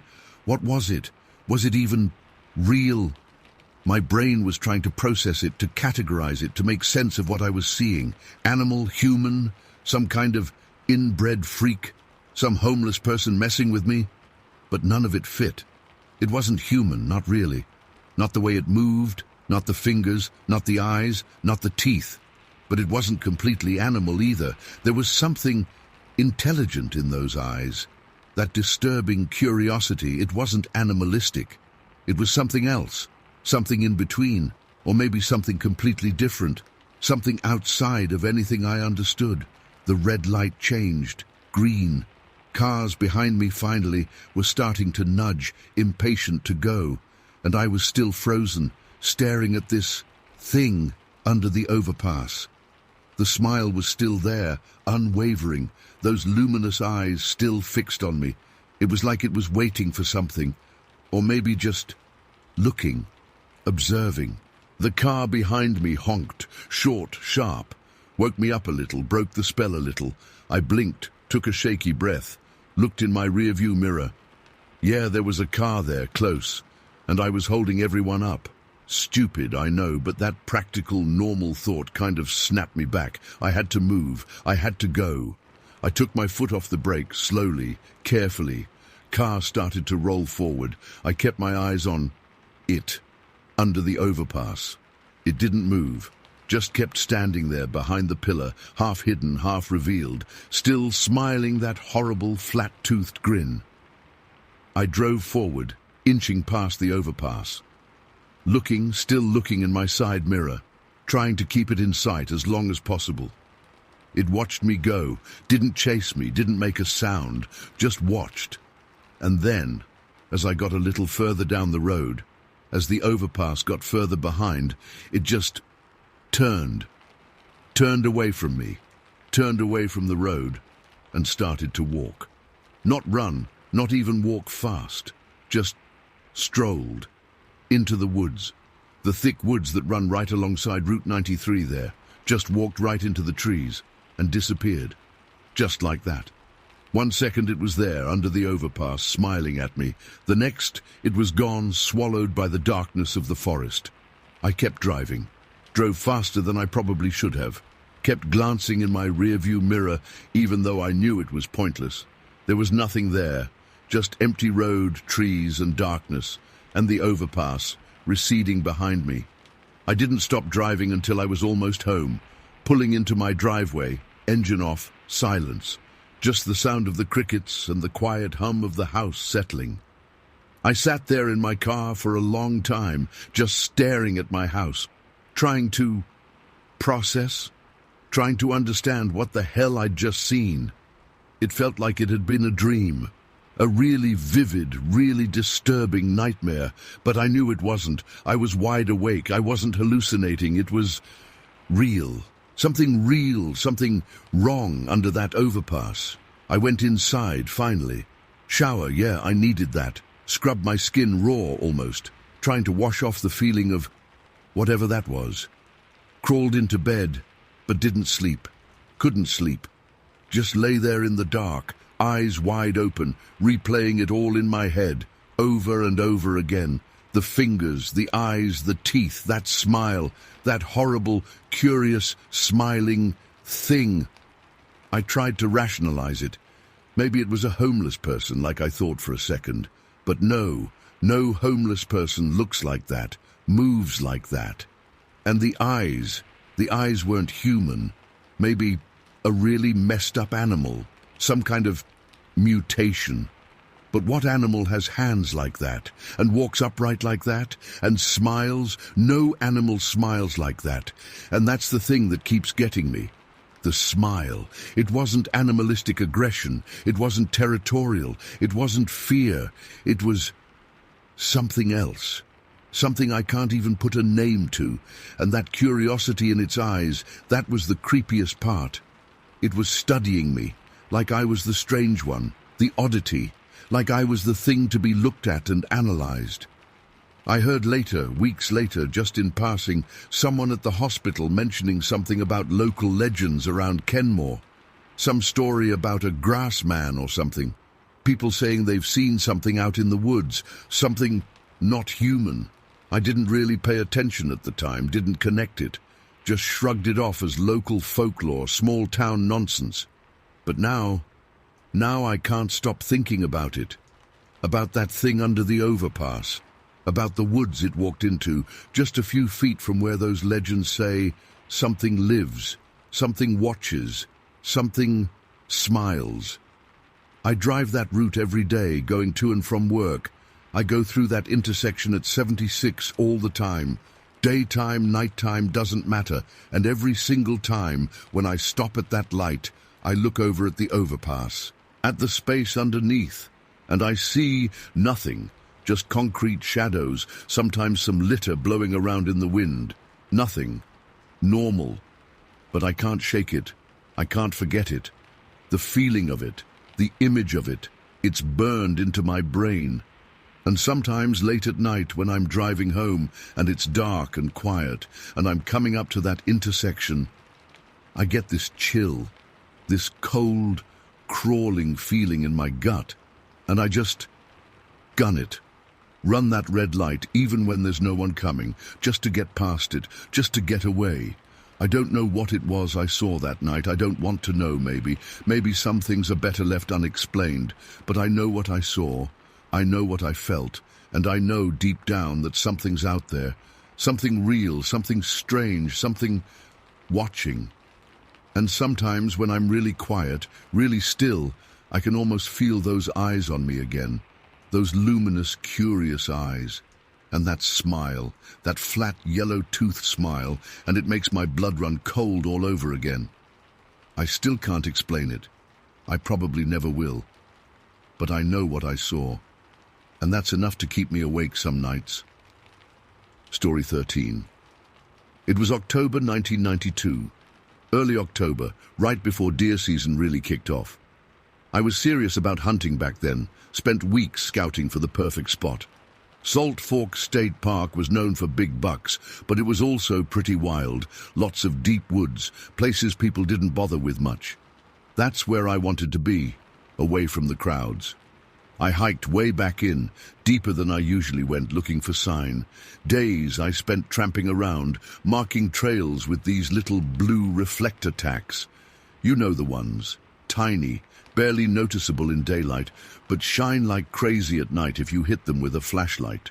Figured they were better than flagging tape, less obvious, less likely to get picked up by some weekend hiker. Finally found a spot I liked. Real isolated, thick cover, good game trails crossing through. A perfect funnel overlooking a small ravine. I picked out a big pine, solid branches, good view. Spent an afternoon clearing shooting lanes, making sure I had clear lines of sight in different directions. Felt good about it, really good, like this was going to be the spot. I'd planned on going with a couple of friends, Dave and Mark. We'd been hunting together for years, but last minute they both bailed. Dave's kid got sick, Mark's wife had some family thing. So there I was, all set to go, but alone. Didn't bother me too much at the time. I was used to hunting solo, liked the peace and quiet sometimes. Plus, I was itching to get out there. October 6th. I remember the date exactly. Set my alarm for stupid o'clock, like 4 a.m. Dark and cold that morning. Stars were out, real clear. Got dressed in my camo, packed my gear, rifle, ammo, knife, flashlight, water, jerky, all the usual stuff. Made myself a thermos of coffee, strong and black, and headed out. Drove to the park, parked at the trailhead, and started hiking in while it was still pitch black. The woods are different in the dark. Everything sounds amplified. Every rustle, every snap of a twig makes you jump, especially when you're alone out there before dawn. It's not just the dark, it's the silence. A heavy, thick silence that just presses in on you. It's more than just quiet. It's like the woods are holding their breath. You can almost feel it, that waiting silence. I followed my little blue tacks. They were easy enough to spot with my flashlight beam. The air was crisp, smelled like pine and damp earth. Ground was still soft from the morning dew. Walked maybe an hour, hour and a half before I reached my pine tree. Climbed up to my preset spot, about 20 feet up, nice and comfortable branch to sit on. Got settled in, poured myself a cup of coffee, and waited for the first light. The woods started to wake up slowly. First, just a hint of grey in the east, then a little more and more. The outlines of the trees started to appear out of the darkness, like they were being drawn in charcoal. Birds started chirping, soft at first, then louder as it got brighter. Squirrels started rustling in the leaves. The forest soundscape slowly filled in, but that heavy silence, that feeling of something holding its breath, it never really went away. It was still there, underneath all the other sounds, a low hum of something. The morning dragged on. Sun came up, but it stayed cloudy, overcast, kind of a dull grey day. Perfect for hunting, honestly. But nothing, not a single deer. Saw a few squirrels, some birds flitting around. Heard a woodpecker banging away somewhere deeper in the woods. But no deer. No sign of deer at all, actually. That was a little weird now that I think about it. Usually in that spot, you'd see tracks, dropping, something. But it was like the woods were empty. Empty of everything, except me. By midday, my muscles were starting to stiffen up. Sitting still in the cold for that long, you start to ache. I stretched a bit, ate some jerky, drank some more coffee. Still nothing. I was starting to get discouraged, thinking maybe I'd picked the wrong spot after all. Maybe I should pack it in, try somewhere else tomorrow. Doubt started creeping in, the usual hunter's doubts. Was I wasting my time? Should I move? Was it even worth it to stay? I was on the verge of giving up. Really, I was. Just about decided to call it a day, climb down and head back to the truck. The light was starting to fade. Afternoon was slipping away, turning into evening. That time of day when the shadows get long and everything starts to look different. When the woods get quiet again, quieter even than before dawn. And then I heard it. Just a single sound, a snap, like a branch breaking underfoot, but not a heavy snap like a deer stepping on it. More brittle, dry, like old wood giving way. It cut through the quiet of the woods, sharp and sudden, made me jump a little even though I was expecting something. My heart picked up speed, adrenaline kicked in. Forget about being stiff, forget about being discouraged. All of a sudden I was alert, focused, every sense on high alert. I slowly, carefully turned my head, scanning the woods in the direction of the sound. Nothing, just trees, shadows, underbrush, grey light filtering through the leaves. I strained my eyes, trying to see into the deepening gloom. Nothing moved. For a long moment there was just silence again, that thick, waiting silence. Maybe it was just a squirrel or a falling branch, I thought. Maybe nothing. But I couldn't shake the feeling that it was something else, something different. Then it moved. At first I didn't really see it, just a shift in the shadows, a disturbance in the pattern of darkness under the trees. Something wrong. Something that didn't fit. And then it emerged, slowly, deliberately, from behind a thick clump of bushes, maybe 30 yards away. At first glance, in the fading light, my brain tried to make sense of it, tried to categorize it, tried to fit it into something I understood. For a split second I thought, old man, some kind of old man wandering in the woods, someone who'd gotten lost maybe. But even in that first second, something was terribly, terribly wrong. It was tall, unnaturally tall, taller than any man I'd ever seen, 7, 8 feet maybe, huge. And it was covered in something dark and matted, like fur or hair, thick, shaggy hair all over its body, greyish, black, mixed together, almost translucent in the dim light, like looking through smoke. It wasn't clothes, it wasn't an animal hide. It was part of it, growing out of it. And it wasn't moving like a man, it was shambling, heavy, awkward movements, like it was too big for its own body, like it was struggling to move through the undergrowth. Branches snapped and crackled under its feet, not like the small snap I'd heard before, but loud, sharp cracks, like tree limbs breaking. Fear hit me then, not just fear, terror, pure, raw, primal terror. It went through me like an electric shock, paralyzing me, freezing me to my branch. My breath caught in my throat. My heart hammered against my ribs, so hard I could feel it shaking my whole body. I couldn't move, couldn't breathe, couldn't even think straight, just terror. It moved slowly, heavily through the trees, closer to me. It didn't seem to notice me, didn't look up, didn't even seem to be looking around at all. Just moving, dragging itself through the woods, like it had somewhere to be or something to do, but it was too tired, too heavy to move quickly. I was in full camo, head to toe, sitting perfectly still, high up in the tree, hidden against the trunk. I knew it couldn't see me, probably couldn't smell me either. The wind was blowing in the other direction. But still, the fear was overwhelming, suffocating. Just the sight of it, that monstrous shape moving through the woods. It was like something from a nightmare, something that shouldn't exist in the real world. It was closer now, maybe 20 yards away, close enough to see details. Through the shaggy hair, I could see patches of skin, pale, almost greyish-white skin, stretched tight over what looked like muscles. Huge, bulging muscles, and bone. I could see the shape of bone beneath the skin and hair, the jutting angles of its shoulders, the thick column of its neck.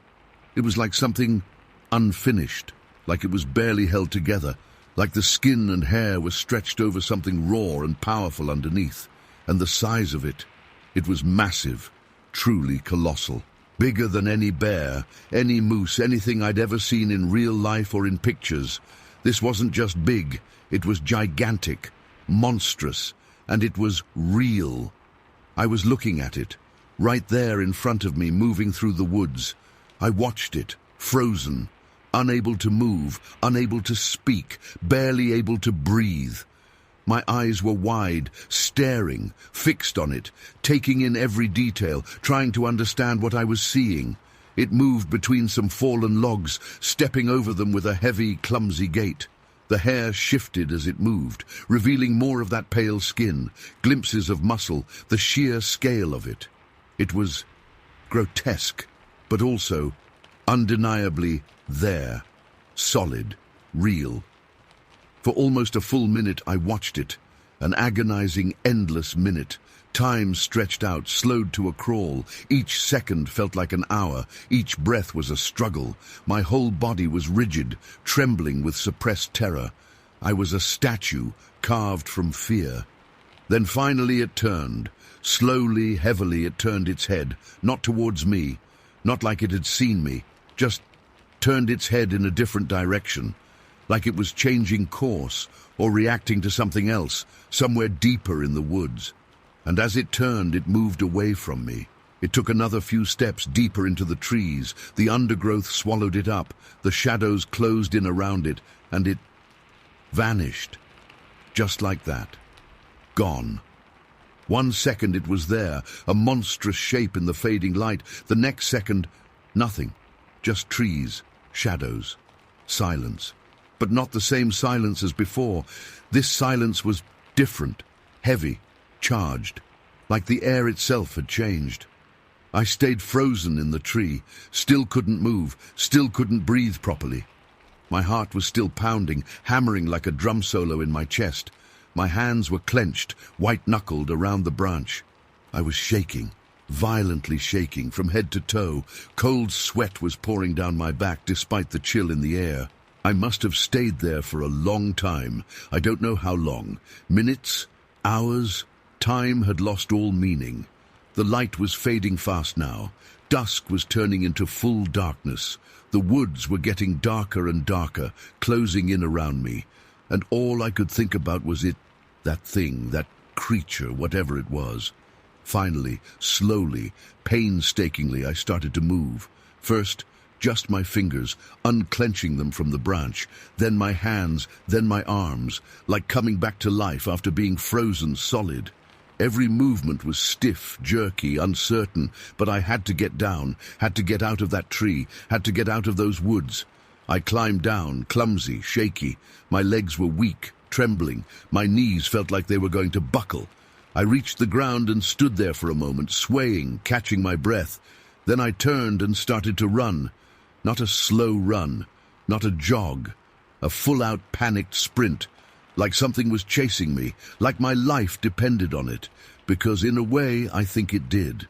I ran blindly through the woods, crashing through underbrush, stumbling over roots, branches whipping at my face. Didn't care about being quiet, didn't care about anything except getting away. Just pure, blind animal fear driving me on. I didn't follow my blue tacks, didn't even think about them, just ran in what I hoped was the general direction of the trailhead. Just wanted to put as much distance as possible between me and that thing, and that place, that whole stretch of woods. I ran until my lungs were burning, my legs were screaming, my chest felt like it was going to explode. Ran until I burst out of the trees and into the clearing where I'd parked my truck, stumbled to the truck, fumbled with the keys, got the door open and practically fell inside, locked the doors, locked them again, like that would keep it out. Sat there for a long time in the dark, in the truck, just panting, shaking, trying to get my breath back, trying to calm down, trying to make sense of what I'd seen. But there was no sense to be made. It didn't fit. It didn't make any logical sense. It was impossible. But it was real. I knew it was real. I'd seen it. I'd felt the fear. Eventually, after what felt like forever, I started the truck, put it in drive and just got out of there. Drove home like a bat out of hell. Didn't stop until I was back in my driveway, safe in my house, lights on, doors locked, gun loaded and sitting on the table beside me. I didn't sleep that night. Just sat there in the dark, staring out the window, listening to every sound, jumpy as hell. Every creak of the house, every rustle of leaves outside made me tense up, made my heart race all over again. I kept seeing it, that shape, that thing. moving through the woods, those eyes. Though I never really saw its eyes clearly, more like I sensed them, a heavy, ancient presence. The next day, I didn't go back to Salt Fork, didn't tell my hunting buddies what happened, just said I'd gotten skunked, didn't see anything, decided to try somewhere else. They didn't press it, they just went somewhere else themselves, and I never hunted with them again after that year, never hunted Salt Fork again either, or any woods that deep, that wild. I still hunt sometimes, closer to civilization now, open fields, farm edges, places where you can see for a long way. I can't go deep into the woods anymore, not after that day. The woods, they changed for me that day. They're not peaceful anymore, not quiet, not safe. They're something else, something watching. And sometimes late at night when it's really quiet, I still think I hear it.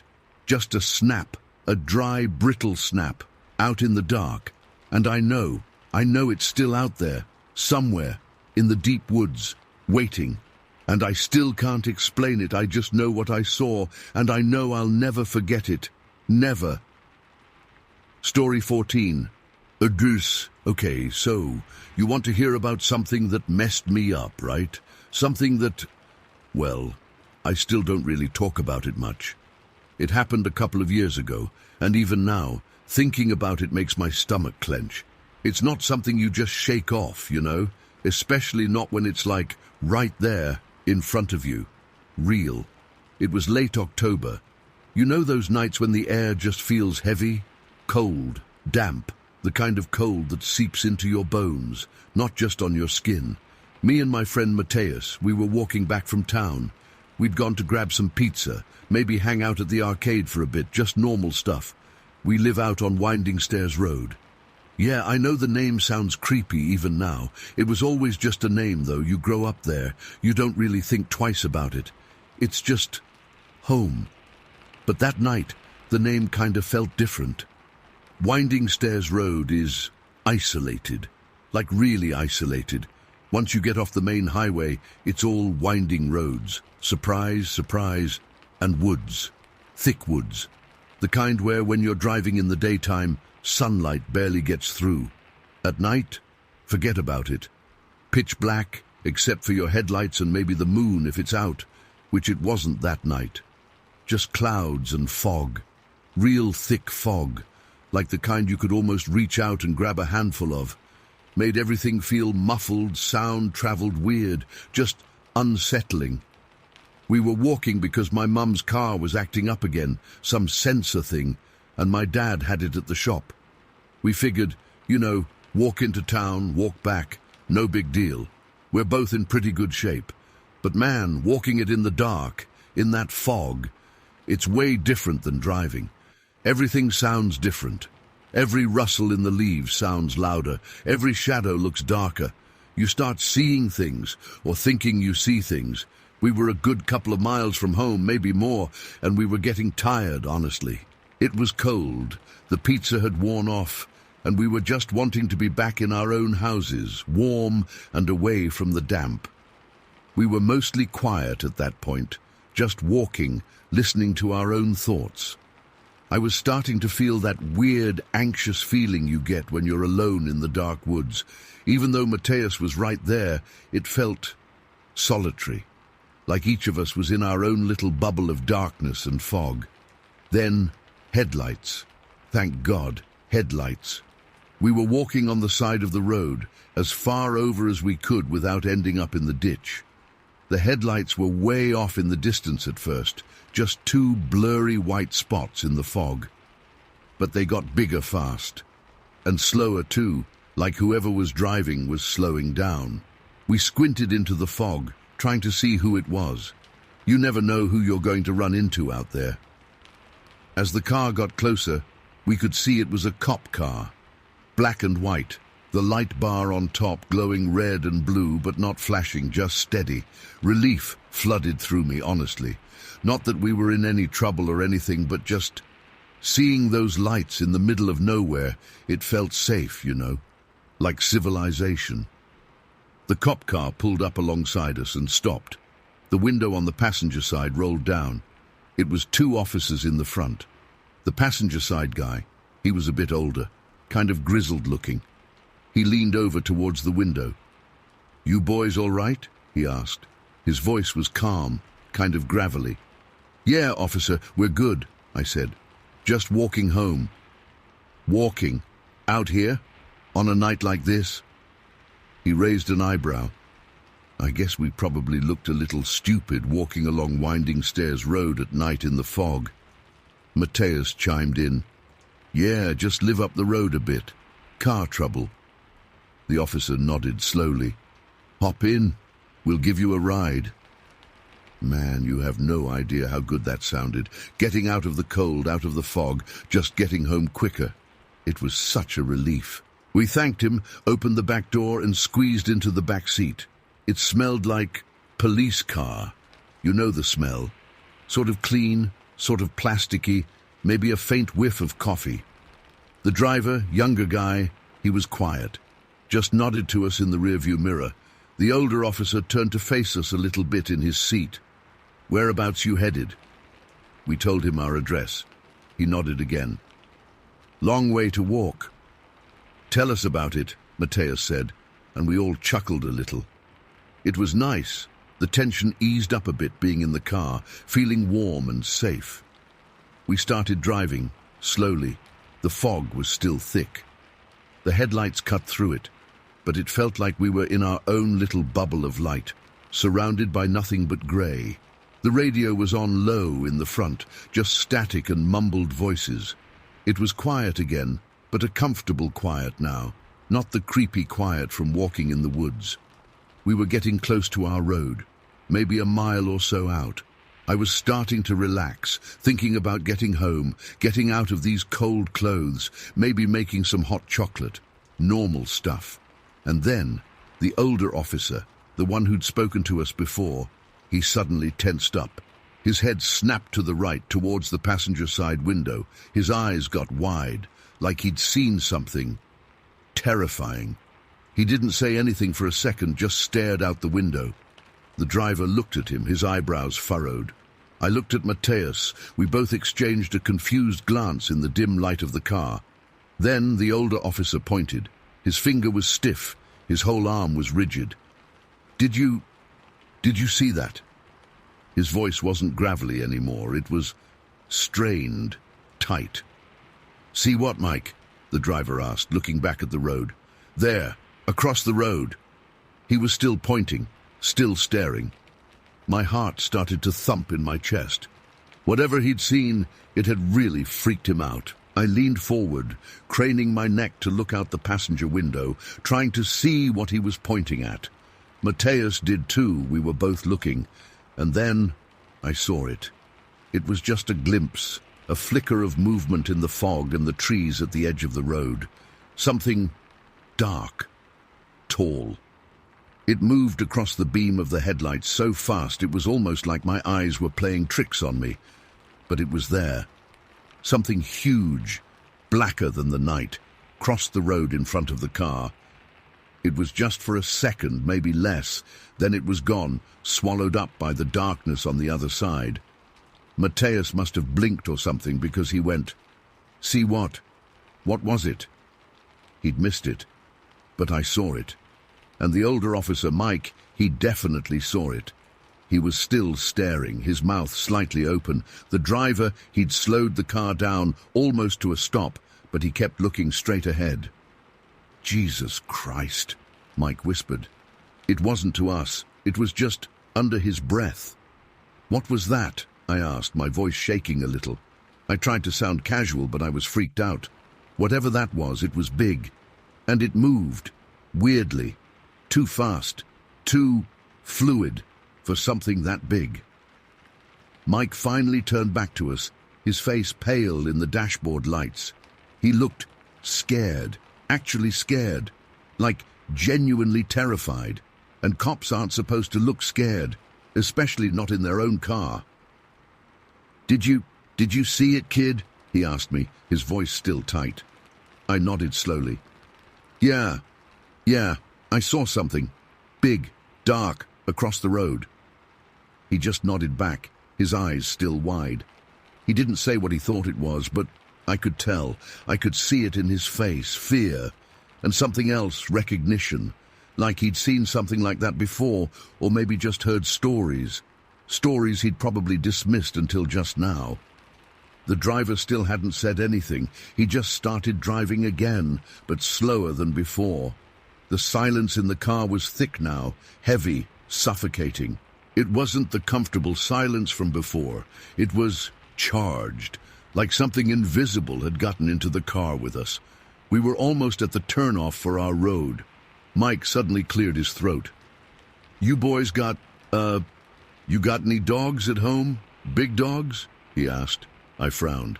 "Yeah, we have a lab. She's pretty big. Why?" "And firearms?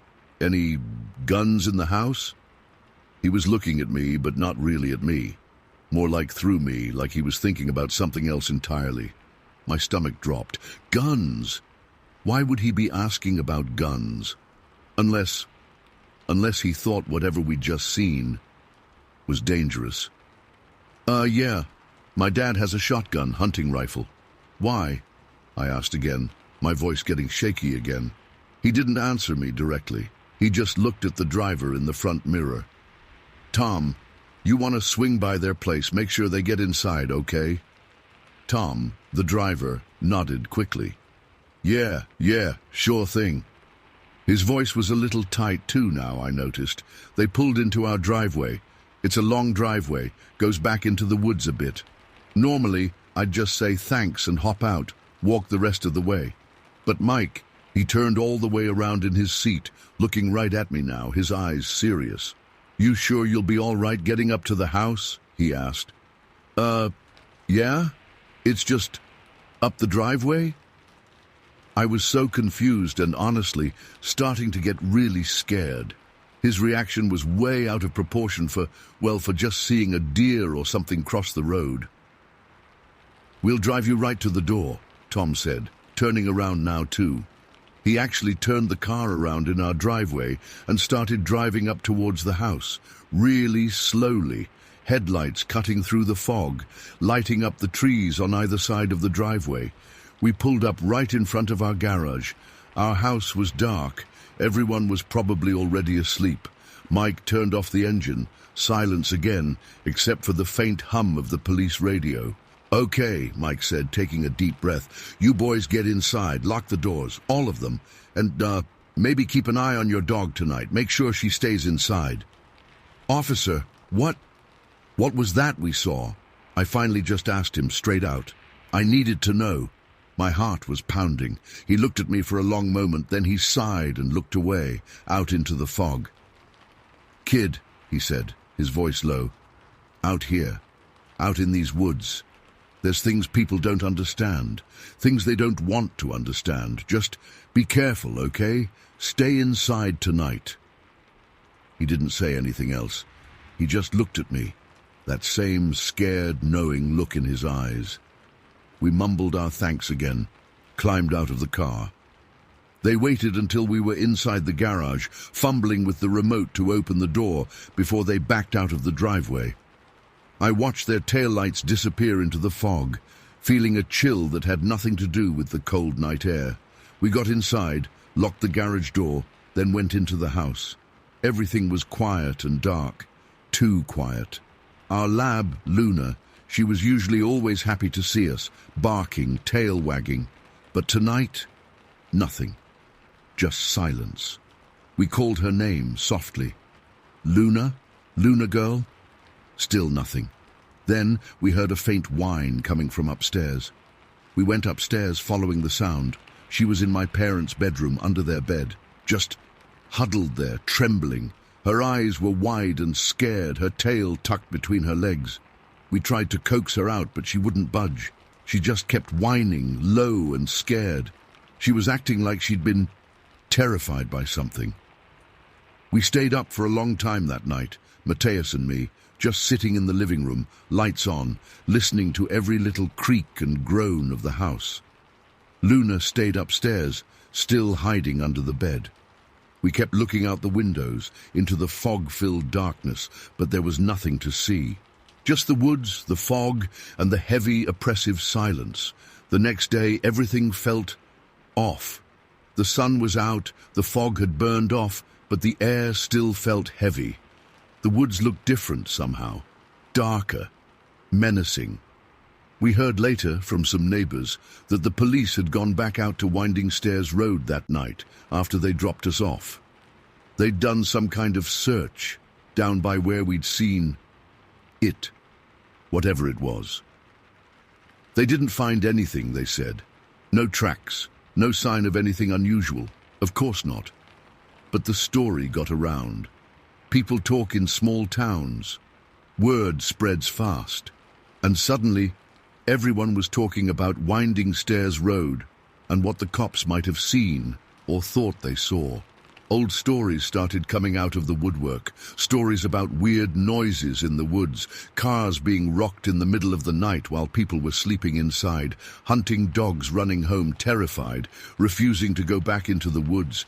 And then there was the story about old Mr. Henderson's hunting dog years ago.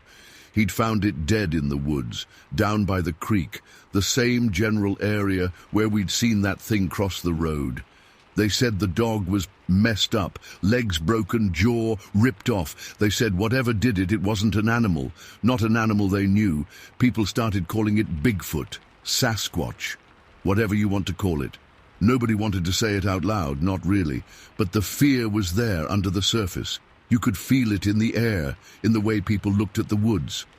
Me and Mateus, we don't walk on Winding Stairs Road at night anymore, not ever. And Luna, she's never been quite the same. She still gets spooked by noises outside at night. She still sometimes hides under the bed for no reason. I don't know what we saw that night. I really don't. But I know what I saw. And I know what that cop Mike saw. And I know it wasn't a deer, it wasn't a bear, it was something else. Something not supposed to be there. And the worst part is, we were just walking home, just a normal night, and then suddenly it wasn't.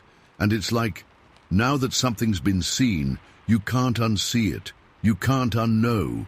Winding Stairs Road isn't just a name anymore, it's something else now, something watched. And I can't shake the feeling that whatever was out there in the fog that night, it's still there, still watching, still out there in the dark, waiting. And that's what really messes with me, you know, just waiting.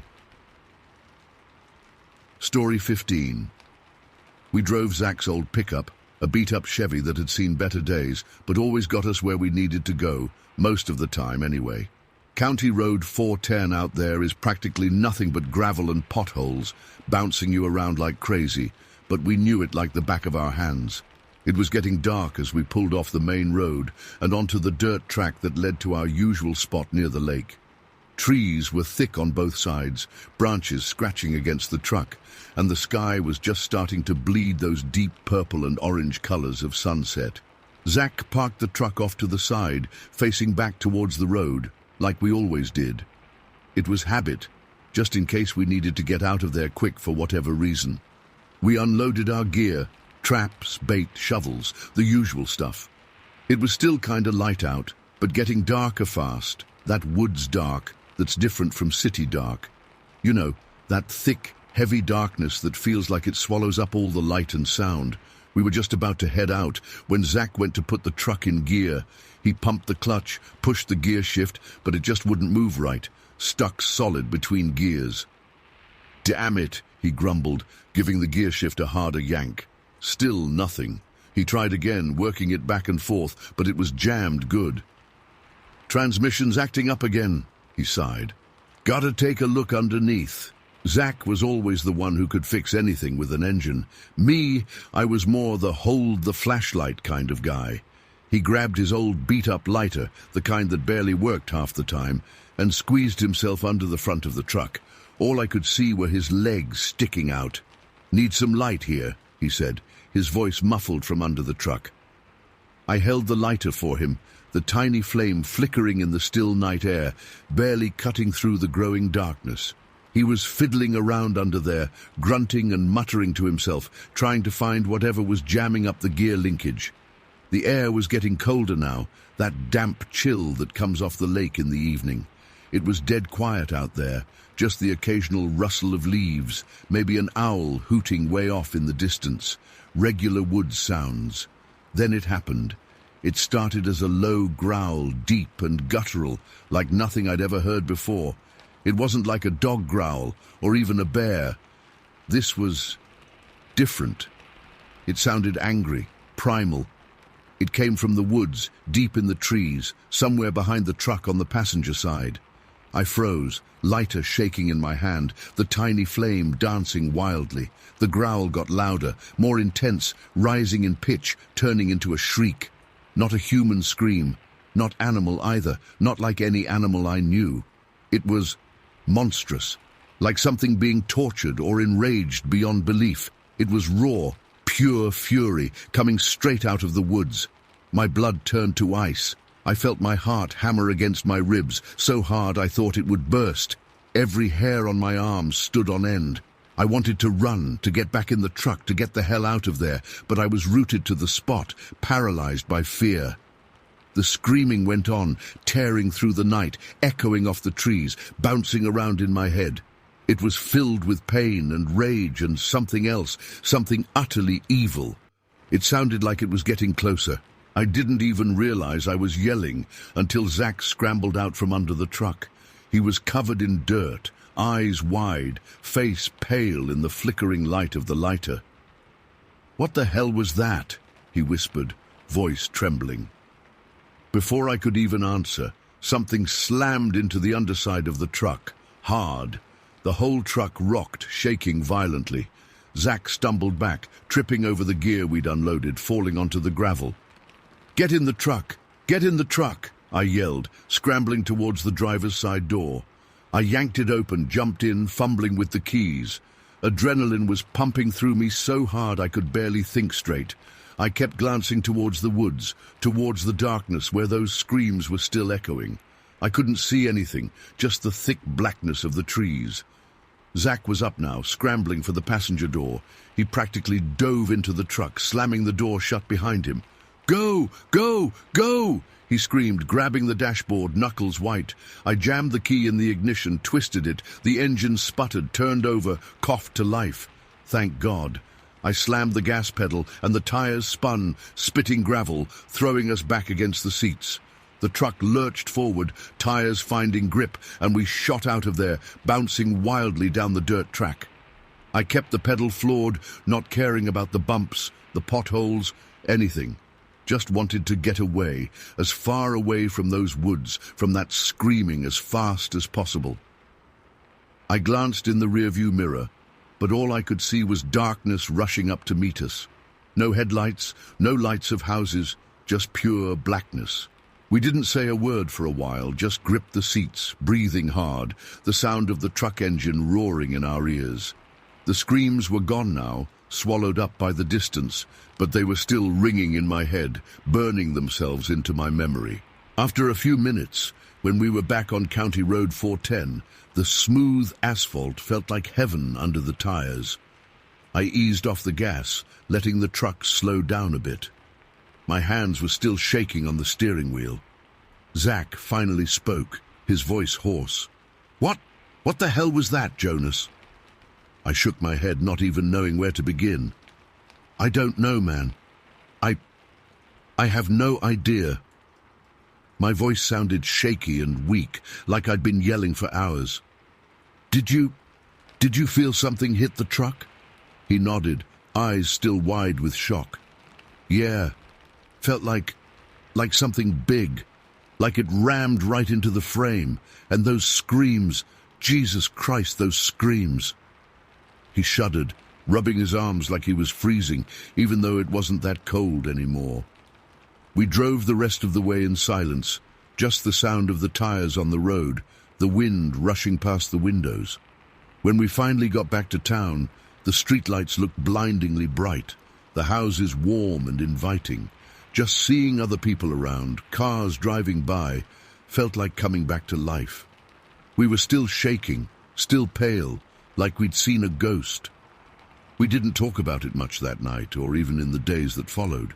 We both knew what we'd heard. We both felt that raw, primal fear. We tried to rationalize it, to come up with some explanation. Maybe it was a mountain lion. But mountain lions don't scream like that. Bears, maybe. But that impact, the force of it didn't feel like an animal. It felt intentional. Like whatever it was angry at us being there. We tried to put it out of our minds, tried to pretend it hadn't happened, but it was always there, in the back of our thoughts, a cold knot of fear that wouldn't go away. Then came the fox trapping trip, a couple of weeks later. We had planned it before all that happened, and we'd already bought the tags and everything. We talked about it kinda hesitantly. Maybe we should pick a different spot. Maybe somewhere further away from Lila Lake. But we're stubborn, both of us, and Lila Lake was our spot. We knew the area, we knew where the foxes liked to run. And truth be told, there was a part of me, a stupid, maybe reckless part, that wanted to go back. To prove to myself that it was nothing, just some weird animal sound, some trick of the night, and we'd overreacted. Zach felt it too, I could tell. He tried to act all tough, like he wasn't scared, but I saw it in his eyes. So we went back, drove out to Lila Lake again, same as before, same time of day, just before dark. This time, the woods felt different from the moment we pulled off the main road. It was like the air itself was heavier, thicker with silence, not the peaceful quiet we usually loved. This was waiting quiet, ominous. We parked the truck in the same spot, off County Road 410, right where it had gotten stuck last time. The gear shift felt okay this time, thankfully. We got out, unloaded the traps and bait, moving quicker this time, less talkative. We both kept glancing at the woods, at the darkening tree line. The sun had already dipped below the horizon, and the shadows were stretching long and deep across the forest floor. The air was colder tonight, with a sharp bite to it, and a thin mist was starting to rise off the lake in the distance. We set out, walking into the woods, spreading out to set our traps. Every snap of a twig, every rustle of leaves made me jump. My senses were on high alert, straining to hear, to see anything in the growing darkness. It felt like we were being watched, not just watched, but stalked. We worked in silence, setting the traps quickly, efficiently, wanting to get it done and get out of there. The darkness was closing in around us, and the silence of the woods was pressing down, suffocating. Then we heard it again. Not the screams this time. This was different. Lower, rumbling, guttural growls. They started far off, deep in the woods, but they were moving, getting closer. They were coming from different directions, surrounding us. Not one sound, but multiple, circling us. My breath hitched in my throat. Fear, cold and sharp, stabbed through me. It was worse this time. Last time it was shock, surprise. This time it was dread, anticipation. We knew what we were hearing, or at least we knew it was something terrible, something unnatural. I froze, staring into the darkness between the trees, straining to see something, anything. Zach was standing still too, a few yards away, head cocked, listening. I could see the whites of his eyes in the dim light. The growls got louder, closer, swirling around us like they were herding us. They weren't fast, not like chasing sounds, slow, deliberate, menacing, like something big, something powerful was moving through the woods, getting closer with every step. Then one of the growls came from right behind us, just a few feet away, in the darkness behind a thick stand of pines. It was so close it vibrated in my chest. It was low, rumbling, and filled with hatred. That was it, I snapped.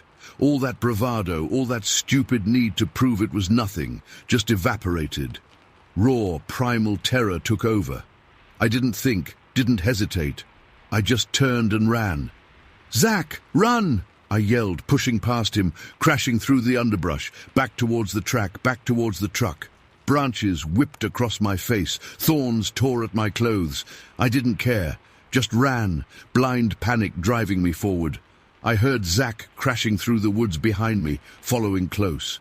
We stumbled, tripped, scrambled, pushing ourselves faster, desperate to get out of those woods. The growls followed us, not as loud now, but still there, behind us, relentless. We burst out of the trees and onto the dirt track, stumbling, gasping for breath. The truck was right there, thank God. I yanked open the door, jumped in. Zach right behind me. He slammed the door shut, panting like he'd run a marathon. I jammed the key in the ignition, fired up the engine, threw the truck in reverse, and slammed the gas pedal. We fishtailed back onto County Road 410, tires spitting gravel again, leaving those woods, leaving Lila Lake behind us, for good this time. We didn't stop driving until we were miles away, back in town, back in the lights. We drove in silence again, both of us shaken to the core. This time, we didn't even try to talk about it. There was nothing to say. We knew. We both knew something was out there. Something ancient. Something angry. Something evil. We never went back to Lila Lake after that. Never even talked about trapping again. The woods weren't quiet for us anymore. They were filled with screams and growls and the cold dread of something watching, something waiting in the dark. Sometimes, even now, years later, I'll be lying in bed at night and I'll hear it again. Just a whisper, a growl in the back of my mind. And I know it's still out there, waiting, in the woods by Lila Lake. And I don't ever want to know what it is. Some things are better left unknown. Some places are best left untouched. Lila Lake is one of those places.